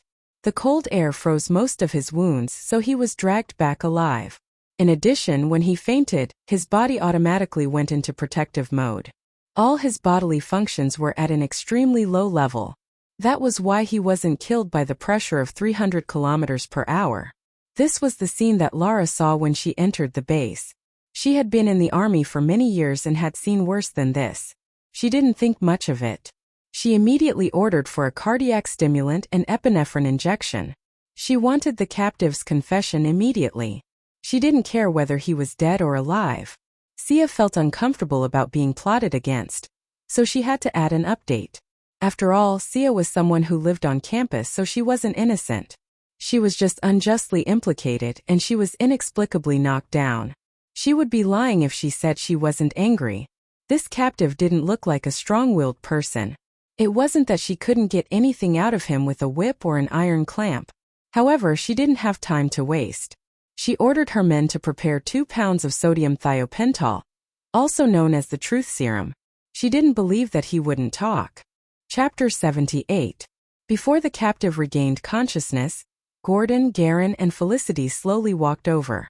It was not that they did not want to walk, but they did not have the stamina to do so. "Hey, are you okay?" Thea patted Felicity's little face. "I'm fine, just a little swollen. Do you know why the robbers hit my face?" Felicity's eyes were filled with confusion. Thea glanced at her face from the corner of her eyes. It was probably a little red and swollen. She swore that she did it out of kindness, but in order to save her, she had rubbed her face until it was swollen.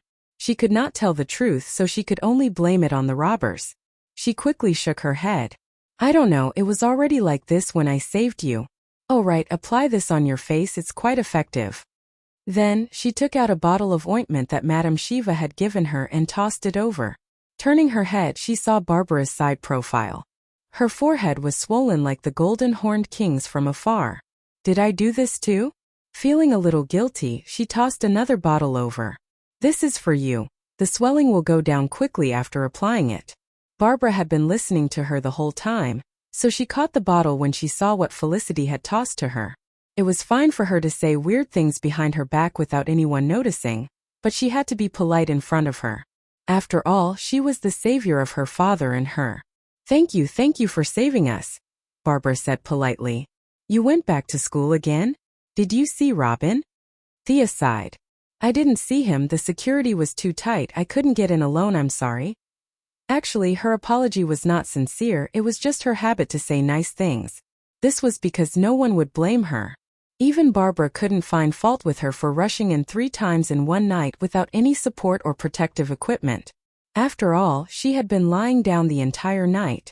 The only difference was that she was a captive before, and now she was a free person. However, she didn't contribute a single cent of her strength. Seeing that she did not say anything, Thea ignored her and turned to Felicity. Can the drone still be used? I haven't seen Catwoman, go look for her. Ah, Catwoman, she probably hasn't returned to campus. She's been outside all this time. I'll contact her immediately. Felicity was still a little dizzy, and she couldn't come up with a lie after thinking for a long time. She could only take out her phone and make a call. When did you two become so close? Thea felt that it was quite strange. These two people's personalities were almost completely different. One couldn't stay at home while the other could stay at home forever. To be able to catch up with such different living habits, it could only be said that their natures were similar. Hurry up and call her back. Thea could not be bothered with these trivial matters. The most important thing now was to gather all the combat forces, and then wipe out the pests who were destroying her plan to unite Gotham and Gotham. At this point, she no longer cared about whether she had the right to command. She had already gone to the scene 3 times. She was the only one who understood the situation the best, and she did not ask for the opinions of the others. Chief Gordon, how many police officers can you gather now? I need to be at the scene in half an hour. Thea looked at the old chief with a deep voice. You still want to go? Chief Gordon was shocked by her desperation. How many times had she done this tonight? However, when he thought about how an outsider like her was so enthusiastic as a Gotham citizen, he could not fall behind. He calculated in his mind. About 20. That's enough. Help Felicity command them and get them to the campus directly. The old chief's combat strength might have been good when he was young, but now, he was not even as good as a normal person. It was best for him to provide support from the rear. Babla, recover your strength in 20 minutes and change into your combat uniform. We're going to save people. Felicity, have you contacted Catwoman? Tell her to come back quickly. Agent Lila. Thea was having fun commanding when she suddenly realized that she could not command this agent. She stopped mid-sentence. I'll go with you. Including me, there are 5 agents. I can also send a military helicopter over, but there are too many civilians there. It can only be used as a deterrent, Lila said quickly and expressed her support for Thea's arrangement. No one had any objections. The old chief and the others were used to following Batman's orders. It was a habit that could not be changed in a short period of time. Now it was just a different person.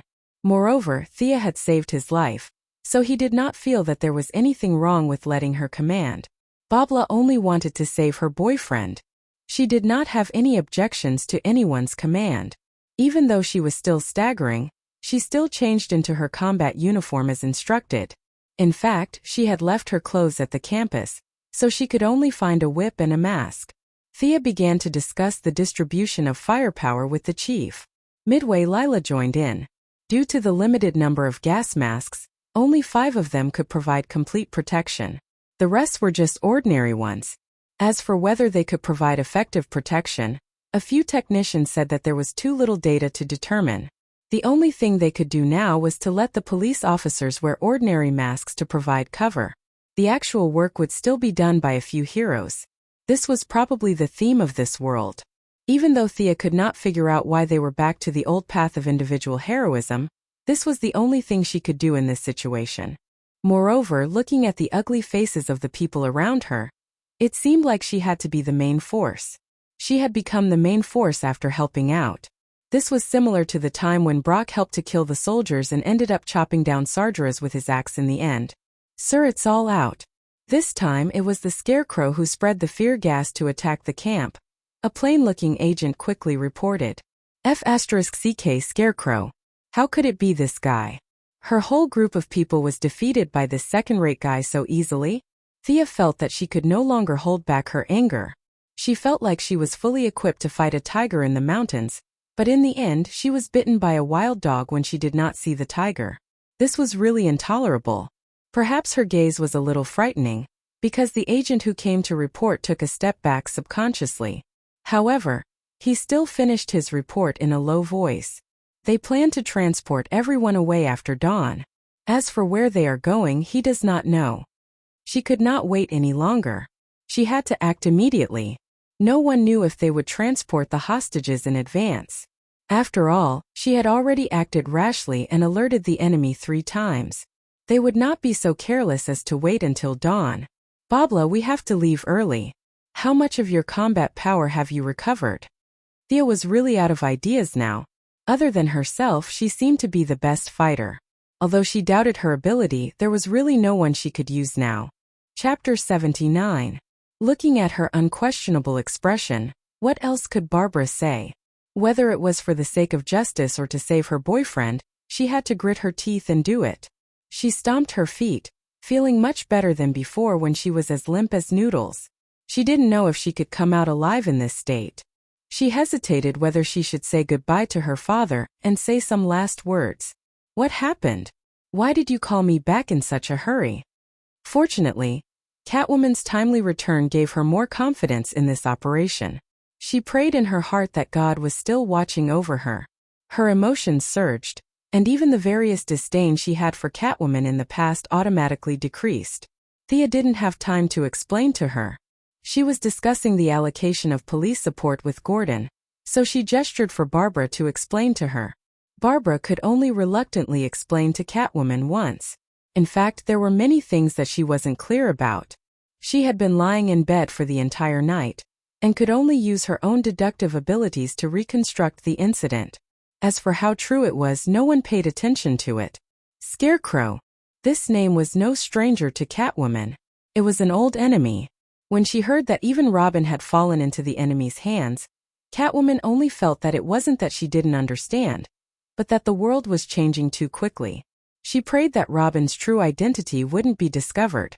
He wasn't Batman and couldn't enjoy the treatment of a broke back. If he was discovered, he would definitely be executed without a doubt. After hesitating for a moment, the Catwoman still handed her whip over to Babla. It wouldn't make a difference whether she used a dagger or a baton, but Babla couldn't do the same. Without a whip, her combat strength would be reduced by 30%.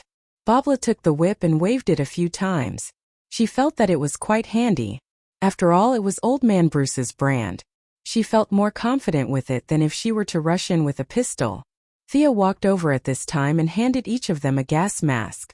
"Put it on when you reach the camp. The 3 of us will take the lead and eliminate the enemy's resistance. The Heaven's Eye Society will be responsible for eliminating the remnants. The rest of the police will be responsible for rescuing the hostages. There are no problems." Thea looked around. Seeing that everyone had tacitly agreed to this arrangement, she waved her hand and set off. "Oh!" Thea found a car driven by an agent and got in. This time she did not fly on the skateboard. Instead, she used her mind to control the skateboard to follow the team. She was afraid that she would rush in with the 2 remaining female members of the Bat Squad and find that backup was still on the way. That would be a joke. On the other hand, she also needed to recover some of her strength. Although she had the physique of being awake at night and sleepy during the day, she had still been tormented by the night.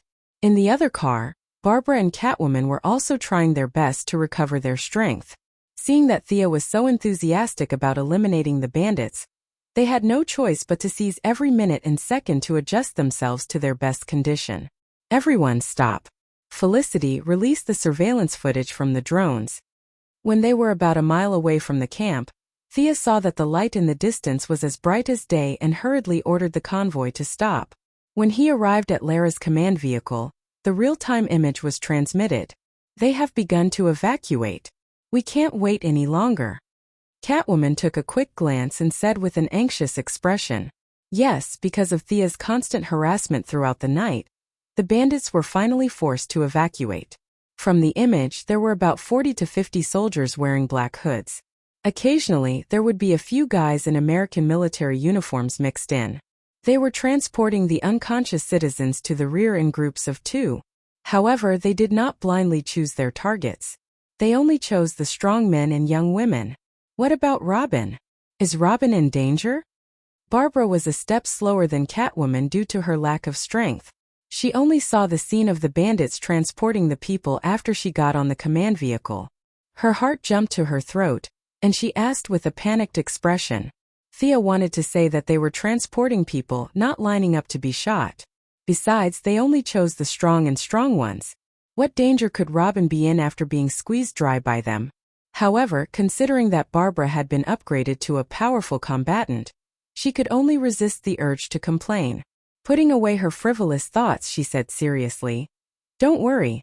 Felicity is looking for their transport vehicles. I'll intercept them in a bit." As long as they were not crazy bandits, Thea was not afraid at all.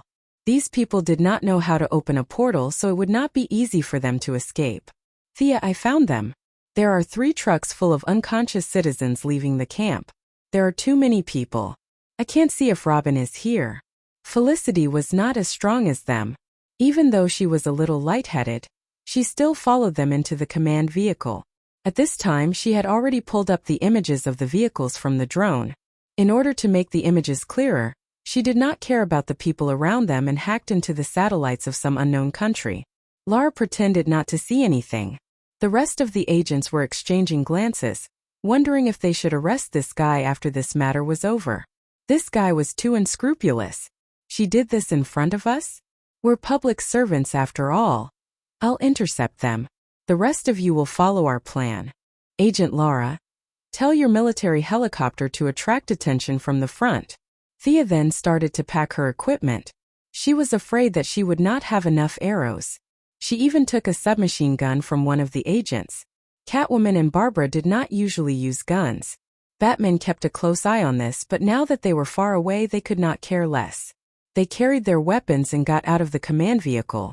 With a rumbling sound, a huge military helicopter appeared in their field of vision, and under their gazes, it quickly drove towards the camp. "I'm going too. You two be careful." Thea turned around and told the 2 girls, "You be careful too." Barbara, who had always been at odds with her, also said something. She smiled and nodded. She flew onto the skateboard and flew towards the other side of the road according to Felicity's instructions. By then the sky was starting to brighten. Without realizing it, the whole night had passed. Thea really felt that living in Gotham required a big heart. She was exhausted from the whole night, and Master Bat had not gone crazy after guarding her for so many years. It must have been hard on him. The light was getting brighter and the visibility was getting better. It was a good thing for Thea to search for the target on the ground, but it was also good for the criminals on the ground. Even though Thea was high up in the sky and could not hear what the people below were saying, when she saw the 3 large trucks passing through the road in a single file, and many people pointing at her from the back of the trucks, she knew that they were up to no good. She had not rested for the entire night, which meant that she was very tired. They could only say that it was even more tiring for them to keep staring at the sky all the time with a fighting style that came out of nowhere. The people below rubbed their eyes to make sure that their eyes weren't playing tricks on them. That guy who could fly had caught up to them again. A few of them were so tired that they took out their pistols and rifles. They didn't care if they were in range or not and started firing at the sky. Chapter 80. Thea ignored their provocation. She sped up, overtook a few trucks, and disappeared from everyone's sight. Did she give up? Of course that was impossible. After all, this was near the university, and the traffic was relatively developed. Thea planned to find a narrow road according to their route and cut off all the cars. Gas station? No, it was a little dangerous here.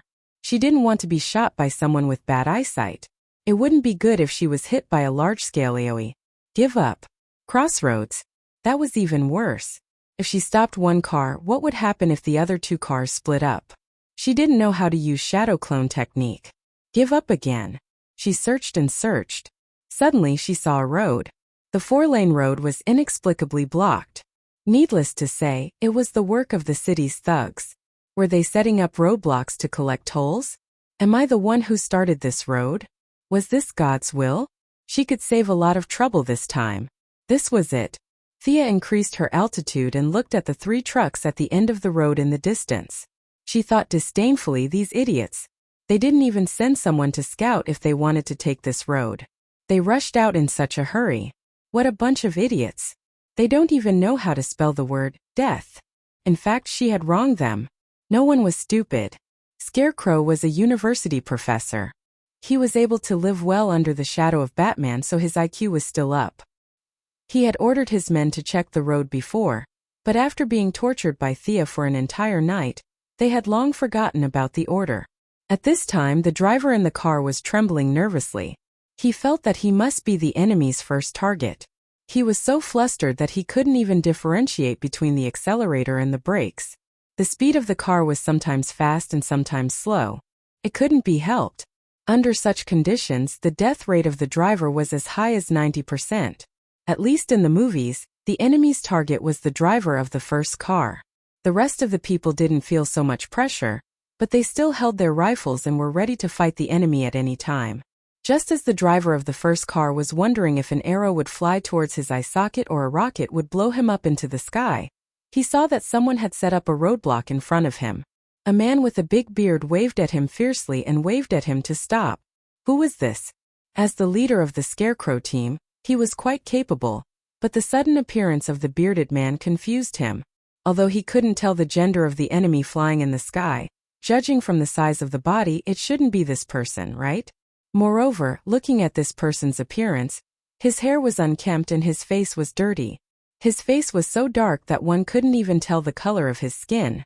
When he opened his mouth, one could see a mouthful of big yellow teeth. This was Gotham's tramp outfit. Why did the flying enemy send this guy here? His heart was filled with confusion, but he didn't know if it was to find out more about the enemy, or to relieve his own stress. He slowly stopped the car and stuck his neck out. What's the matter? The tramp's mouth twitched, but he didn't reply. Instead, he placed his left hand in his mouth and blew. Woo! Following the whistle, all sorts of people with strange outfits emerged from the surroundings. These people wore all sorts of clothes, men and women, old and young. All of a sudden, more than 20 people jumped out, armed with pistols. This time they also held iron rods in their hands. Give us half of the things in your car. The bearded tramp in the lead had a shotgun in his hand. He fired a shot into the sky to prove that he had bullets, and looked at the robbers in the car with a playful expression. Thea, who was hiding on a tree branch far away, was overjoyed when she saw this scene. Who said that Gotham was filled with unruly people? This was definitely a rumor. These people were still very cute. They were afraid that it would be difficult to complete this mission alone, so they didn't ask for anything in return. They even brought their own food to help her. When some people were happy, there would naturally be others who were sad. The driver in the lead was in a lot of pain. As a local, he already knew that this group of people had nothing to do with the enemy flying in the sky. This was a robber gang that was deeply characteristic of Gotham. This group of people had all sorts of weapons and there was no organization at all. They couldn't even be considered a small gang, and could only be described as a group of people who were involved in the underworld. Compared to his own American equipment and elite training, this group of people was like children who were still drinking milk. His heart was filled with a sense of superiority, and he unconsciously revealed a mocking expression. As the leader of the robbers, the bearded tramp relied on his good eyesight, and naturally, he caught the driver's disdain. He felt that his dignity was being challenged, and without thinking, he grabbed his shotgun and fired at the driver's rearview mirror. Bang! Did you hear me? Come down! The bearded tramp shouted fiercely. If he hadn't fired the shot, the scarecrows would have already stepped on the accelerator and rushed over. They had a mission to complete and didn't have the time to waste with this group of trash. However, his shot had angered them. They had been tormented by the enemy for an entire night without sleep, and now they were moving again before dawn. It would be a lie to say that they weren't depressed, but they forcefully suppressed their temper. Now that they saw this group of trash provoking them, they couldn't hold it in any longer. The driver picked up the walkie-talkie and said, "All of you, get down and teach this group of trash a lesson." The Scarecrows had put in a lot of effort into his group. After the chaos in Gotham, he had successfully robbed an American military arsenal and armed his men to the level of a regular army. With this level of strength, he wouldn't dare to say that Gotham was invincible, but it was considered strong among the major forces. There were 3 cars, each with a driver and 3 gunmen.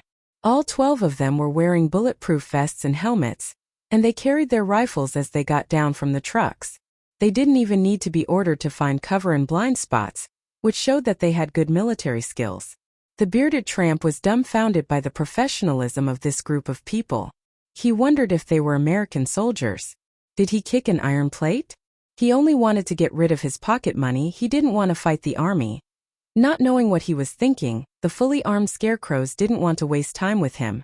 A loud voice rang out, "Ready, fire." Thea, who was hiding in the distance, was initially shocked by the excellent equipment of this group of people. When she saw that they were about to open fire, she naturally couldn't let the Gotham crowd, who had brought their own rations, get hurt. Although they were outnumbered 12 to 20, and the crowd had a certain advantage, the difference in equipment was too great. If they really fought, it would be a crushing victory. She had already taken out a magnetic arrow and knocked it on her bow. When she heard that they were about to open fire, she didn't hesitate and shot it towards the center of the battlefield. Buzz. There was a low buzzing sound and pa, pa, pa. Guns were constantly attracted to the arrow by the strong magnetic force. Thea was very generous. She included both sides within the range of the arrow's effect. In less than 10 seconds, the low buzzing sound stopped. No matter which side they were on, they were surprised to find that the guns in their hands had disappeared. Chapter 81. Thea observed from afar and nodded her head. The effect was not bad. She had forcefully evened out the strength of both sides. This time, the enthusiastic citizens who had brought their own rations to help her should be able to use their advantage in numbers, right? The 2 groups of people did not know that she was secretly messing with them. The absorption speed was too fast, and they did not see the arrows clearly. They only saw that the guns were gathered together by an unknown object, and finally formed into an irregular cylinder in the middle of the field. What was that? This question appeared in many people's minds. Those with good eyesight noticed. Why did my gun fly up? Sensing that their advantage in weapons was gone, the Scarecrow team reacted very quickly. 2 of them jumped onto the vehicle. In fact, it was not that they could not fight with their bare hands, but it was inevitable that they would suffer some injuries. For example, they might lose 2 teeth or break 2 fingers. Previously, they had used weapons with the mentality of crushing the enemy. Now that it involved injuries, a few of them immediately retreated. The leader saw that everyone had the intention to retreat, so he decided to retreat. They wanted to run, but Thea would not let them do as they wished. She hid in the forest behind the homeless people, turned on her voice changer and shouted with a hoarse voice, "They want to run, charge!" After that, she took out a normal arrow, aimed at the fastest person on the opposite side, and shot an arrow from afar. The distance was a little far, about 200 meters. Thea did not have much confidence, so she aimed at the person's torso. She did not see where the arrow hit the person's body. She only heard him scream. One of his legs was about to step onto the truck when the arrow suddenly appeared and hit his leg, which was not supported by a bulletproof vest. Under the intense pain, he did not manage to take a step forward and fell off the truck. There were still a few people in the Scarecrow team who understood. They realized that something was wrong and quickly called for a few people to get on the truck. However, they forgot the nature of the Gotham citizens, and that was madness. They were the so-called people who would get excited at the sight of blood. They were all violent and had a bit of the demeanor of the orcs. The hot-blooded citizens were already trembling in fear, and were ready to scatter and flee. Thea's unexpected intervention had restored their morale. When they saw an unlucky person fall from the sky, the remaining people turned around and fled instead of seeking revenge. The hot-blooded citizens felt that the enemies in front of them were only SOSO. Why were they running? They were obviously afraid of them. Most of the weapons they brought out were cold weapons like water pipes, baseball bats, and the like. There were very few firearms, so Thea's magnetic arrows didn't have much effect on them. Seeing that the enemy had no weapons and was preparing to escape, a few rough men, who were like reincarnated ghosts, rushed forward while cursing. The scarecrows, who had the intention to retreat, couldn't take it anymore when they saw the fists and clubs right in front of them. It wasn't like they couldn't beat them. Since they were so stubborn about wanting to die, they would fulfill their wishes. Many of them took out the daggers they carried with them and stabbed at the hot-blooded citizens. As the sounds of and rang out, Thea realized that the combat strength of this group of people wasn't bad. She might not be able to take down these 11 people with her bare hands. Yes, there were only 11 people left. The person who was shot by her earlier was panting on the ground. She wasn't sure if he had suffered a second injury from the fall. This wouldn't do. The 11 people with amazing combat strength and great teamwork had already taken down the 2 hobos who were charging at the front. Among them was the big bearded man who had blocked the way previously. He was originally dressed in decent clothes, but his fierce face was now stabbed until it looked like a bloody gourd. He was lying on the ground with blood foaming out of his mouth. She couldn't watch the show anymore. Roll up her sleeves and attack? That was impossible. Thea had always kept in mind that she was here to help. She couldn't lose sight of this goal. In order to make the fight between the 2 groups of Gotham players fairer and more entertaining, she decided to attack whichever side was stronger. She nocked an arrow and started to aim.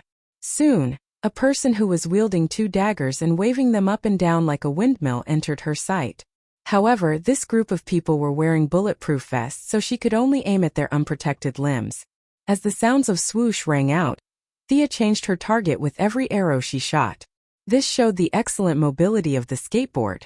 Her movements were erratic like the wind, and her stamina consumption was almost zero. Even though the scarecrows had already noticed the abnormality, the robbers had holes in their brains. They only saw their enemies fall to the ground and didn't realize that there were reinforcements in the dark. They thought that they were the ones who had killed them.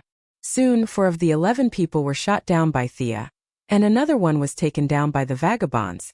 The situation was now 6 against 18. With such a huge difference in numbers, the elite training and skillful cooperation of the scarecrows could no longer be used. If they could retreat while fighting, they might be able to win with fewer people. However, they couldn't run. If the people in the car couldn't send the scarecrows over, based on their understanding of their leader, they would be scared to death. The 6 of them could only form groups of 2, back to back, and barely fend off the attacks of the vagabonds. At the same time, they were praying to God in their hearts. Thea didn't know if God knew about this, but she did show her style. She looked at the 18 valiant vagabonds and felt a little uncomfortable. If this group of people swarmed her, she would be in a bit of trouble. If you don't believe me, just look at Grandmaster Ye's 3rd Division when he was surrounded by dozens of people at the shipyard. The advantage in numbers was very intimidating when one's strength hadn't reached a certain level. There was no need to think about dozens of people. Thea wasn't that fierce. It wouldn't be easy for her to deal with this group of people. Fortunately, there was a ready-made meat shield. This time she decided to help the scarecrows and aimed her evil bow at the warm-hearted citizens of Gotham. The process of dealing with these people who didn't have bulletproof vests could only be described as easy and pleasant. In less than half a minute, she had shot down another 8 vagabonds. The situation was once again balanced. 6 against 10. At this time, no matter how stupid these people were, they knew that there was an enemy hiding nearby. They couldn't possibly think that the arrows on their companions were self-inflicted wounds. The burly man who had drunk a lot of hamburgers and cola stopped attacking the scarecrows and looked around with his mouth wide open. Thea couldn't let them stop. If the vagabonds found her and beat her up, she would have to spend a lot of effort to chase after the scarecrows and the others. Now was the best time to wipe them all out. She took out an arrow and knocked it on the bow. This arrow wasn't one of her special arrowheads. It was a modified arrowhead that she had modified using the smoke grenade provided by Batman's team. She hadn't had a chance to test the specific data, but she would use it today to see the effect. Whoosh! The arrowhead stabbed into the ground. With a slight vibration, it triggered the mechanism in the arrowhead. A burst of white smoke instantly enveloped the area. Chapter 82. Before Sia, who had shot the arrow, made any expression, the people in the smoke-shrouded area had already spontaneously reported the results of the arrow to her. It's Batman's smokescreen. Run, Batman is here. The people in the smokescreen were clamoring like they were in a wet market. Thea was speechless. Did they make a mistake? How could they be so scared just from the smell of the arrow? Sia was very worried about how Master Bruce had been bullying the citizens of Gotham City for so many years. Wouldn't the uncured illness worsen if he kept scaring them like that? Since they had misunderstood, then let it be. Thea couldn't just stand out and introduce herself. Just pretend that it was Master Bruce who attacked them. She put on her infrared glasses, aimed at the red figures in the smokescreen, and started shooting indiscriminately. Just like playing Angry Birds, she constantly chose her target, pulled her bow, and continued the process. She didn't care whether the target was shot dead or not. I have the situation under control. How's the situation in the school? When will my reinforcements arrive? Thea enjoyed this game very much. She made the smokescreen 3 times thicker than the original smokescreen, and it wouldn't disperse in a short period of time. The weapon that was originally meant for running was modified to be the same as Momochi Zabuza's mist concealment technique. However, she still remembered her mission during the game. She asked in her headset, "Where are the reinforcements from the police?" She didn't even see a ghost. Oh, there was a busy tone. "Ah, Thea, they're all busy. The enemy is very strong." Felicity saw that no one was speaking, so she had to answer herself. "How many enemies do they have?" Infrared was not a good thing. She could only see biothermal energy and could not tell whether the person had been shot or not. Sia could only focus on those who could still run. 9. Feline Girl will take on 4, Barbara will take on 3, and Lila and the agent will take on 1 each. What the heck, there are only a few enemies. I thought that Gotham's villains would all be there. But it turns out that there are only 9 of them. I have 12 enemies and 20 enthusiastic citizens, and they didn't even make a sound. Needless to say, these guys must have grabbed a stick and started the fight. Do you guys have brains? What a fierce comparison. However, such words could easily damage their morale. At this time, Thea could no longer see any moving thermal reflections in front of her. She was afraid that she would miss something, so she shot another arrow at each target. Hurry up and call 3 drivers. I'll go and support them. Thea didn't dare to leave immediately. What if she met a person with a tenacious vitality or a heart that was on the right side? What if the person pretended to be dead on the ground and happily pulled the people away after seeing her fly away? Wouldn't her efforts be in vain? You're pretty fast. Phew, we're almost done. Catwoman said in the communication channel while panting. Since you said so, I'm not in a hurry to go over. Thea was also a little tired. In less than 5 minutes, she had shot 90 arrows in one go. This was different from shooting dead targets. These people knew how to dodge and run. Furthermore, she couldn't tell who was wearing a bulletproof vest and who wasn't. She could only aim at their limbs. The smoke hadn't completely dispersed, so she didn't know how her results were. Thea didn't just rest. She flew onto the skateboard and circled around a few cars. Among the crowd, she found the figure of a skinny, black-haired man. "Hey guys, I saw Robin. He's sleeping very soundly." "That's great. Thank you, Thea." Barbara was relieved when she heard that her boyfriend was fine. She was in a good mood and her potential was unleashed. She finished off an opponent in a few punches and kicks. Just as Thea was thinking about whether to wake Robin up or tie him to the skateboard while unconscious, the Gotham police arrived. Although she only called 3 of them, they were still very enthusiastic. More than 10 of them came, led by Gordon himself. They were all wearing GCPD bulletproof vests and carrying submachine guns. As the smoke gradually dispersed, the tragic scene appeared in front of everyone's eyes. The originally black asphalt road was now stained red with blood. More than 30 people were lying on the road that was less than 100 meters long. They were all wearing military uniforms and had pieces of cloth hanging from their necks. There were all kinds of people, but they all had one thing in common. They were all pierced with arrows.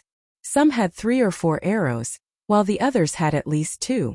The entire area didn't look like a modern road. It looked like they had returned to an ancient battlefield, where a group of English longbowmen had shot a rain of arrows across the distance of time. Many people were nailed to the ground by Thea's 4 limbs. Their hands and feet were nailed to the ground. Originally, this wasn't a big deal. They just needed to bandage their wounds. However, in the chaos of the crowd, this kind of damage was magnified to the extreme. Many people were pinned to the ground by arrows. After being pushed and shoved by the crowd, the metal arrowheads cut off their hands and feet. What wasn't a serious injury became a crippling wound. Ugh! 2 young police officers were dizzy from the scene of broken limbs and the thick smell of blood. They ran to the side and vomited under the sympathetic gaze of their companions. Gordon was not as ignorant as the young man. When he was young, he had served in the military and fought in wars, and he had seen worse than this.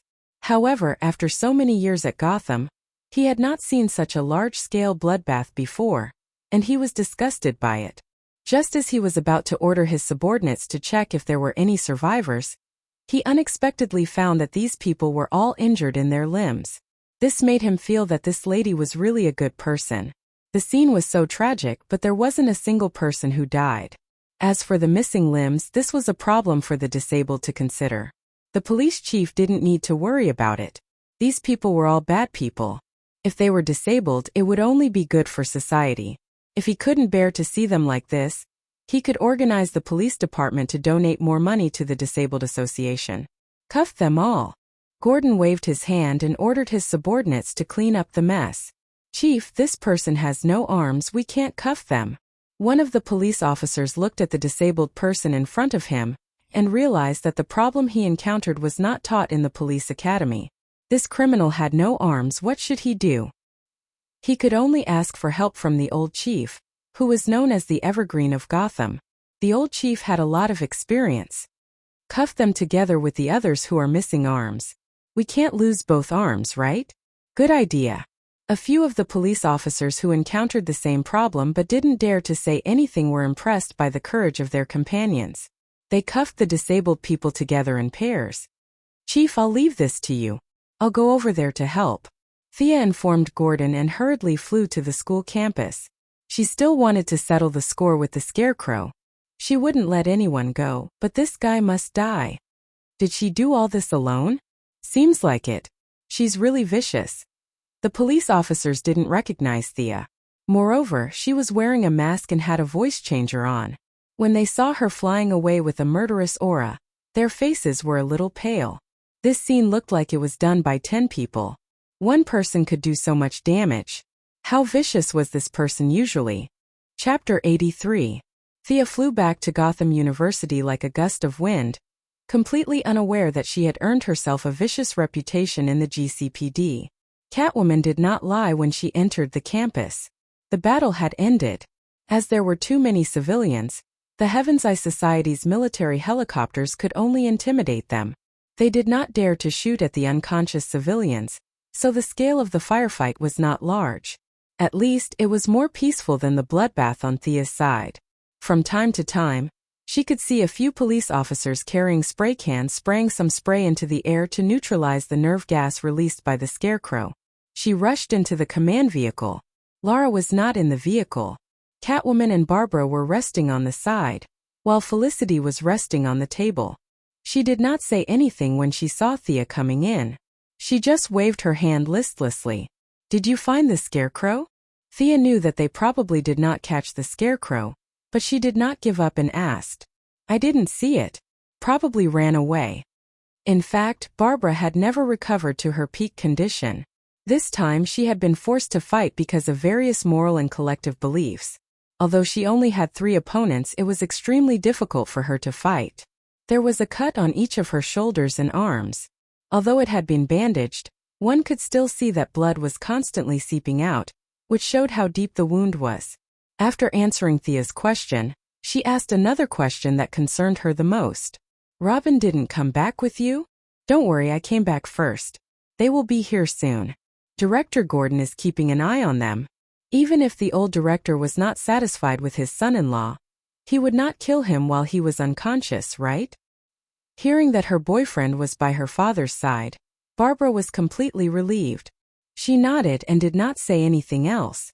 Thea moved closer to Catwoman and said softly, "Hey, what have you been busy with recently?" "Primitive accumulation of capital," Catwoman said elegantly. His words sound so different from the rest. "It seems like I'm not the only one who has designs on Gotham's rich families." Just as I was about to find someone like him to discuss which targets are easier to target and which won't reduce my reputation in the hero faction, 3 trucks slowly drove into the school. It was a little inappropriate to talk about this topic now. Sia patted the absent-minded Barbara and said, "Robin should be back. Let's go and take a look." Hearing this, Barbara wiped her face and subconsciously walked out. Catwoman hurried over to support her. She didn't want her to fall and get seriously injured while walking. "When they're done, let them come to the command car for a meeting," Thea called out from afar. She didn't want to go down. The school compound was sprayed with some unknown mist again. The smell was mixed with the original poisonous gas, and it was extremely unpleasant. Catwoman supported Barbara and acted out a 1,000-meter search for their husband. Well, it wasn't far. The two of them didn't walk far before they saw Robin, who had barely regained consciousness, sitting on the ground in a daze. The usually capable young man was sitting there in a daze. His physique was stronger than the girl's, and Director Gordon was the first to inject him with the antidote. He could be said to be the first to wake up other than the few people Thea saved, although he didn't want to be the first to embarrass himself. When he saw Barbara rush over, he subconsciously hugged her. When he heard his girlfriend describe the bizarre events of the night, he felt ashamed. He didn't do anything and instead became a burden.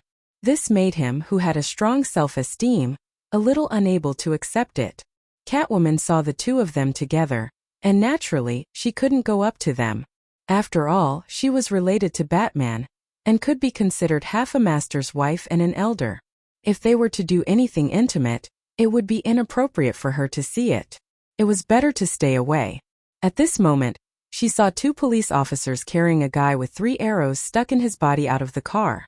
Oh, this must be Thea's doing, right? Although she had never seen her seriously shoot an arrow, she was the only person in the entire world who used a bow in a fight, let alone Gotham.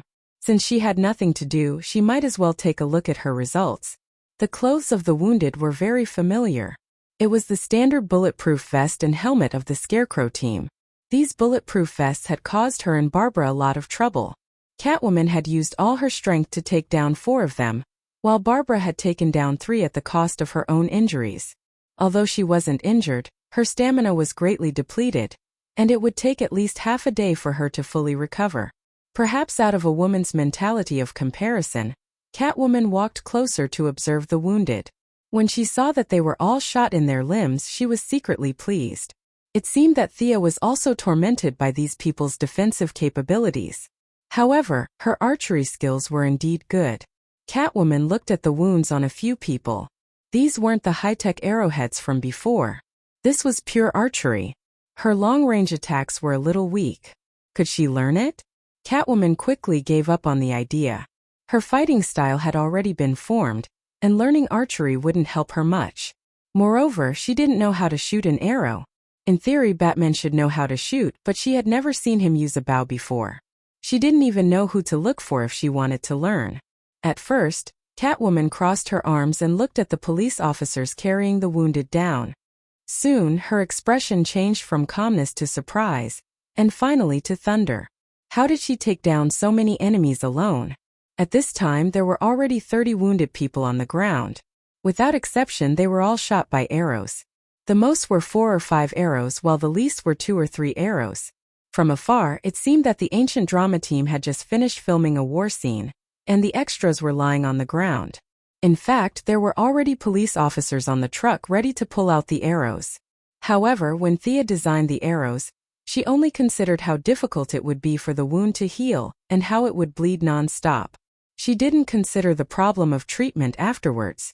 Therefore, all her arrows had barbs. It was fine if the arrows were not pulled out, but if the arrows were forcefully removed, the consequences would be fatal. An unlucky police officer encountered such a situation. The wound that was originally the size of a finger was forcefully pulled out, and it became a hole as thick as an arm. Blood gushed out like a fountain. Fortunately, Gotham Police Academy's teaching was excellent. Using the little first aid knowledge he had learned, He found a rag to plug the wound. Only then did he barely keep the criminal alive. This scene was seen by many people. The other police officers didn't dare to pull out the arrow. If they didn't pull it out, they would still be alive. If they pulled it out, who would be responsible for the death? Although the police officers had a quota of not being guilty of killing a few people every year,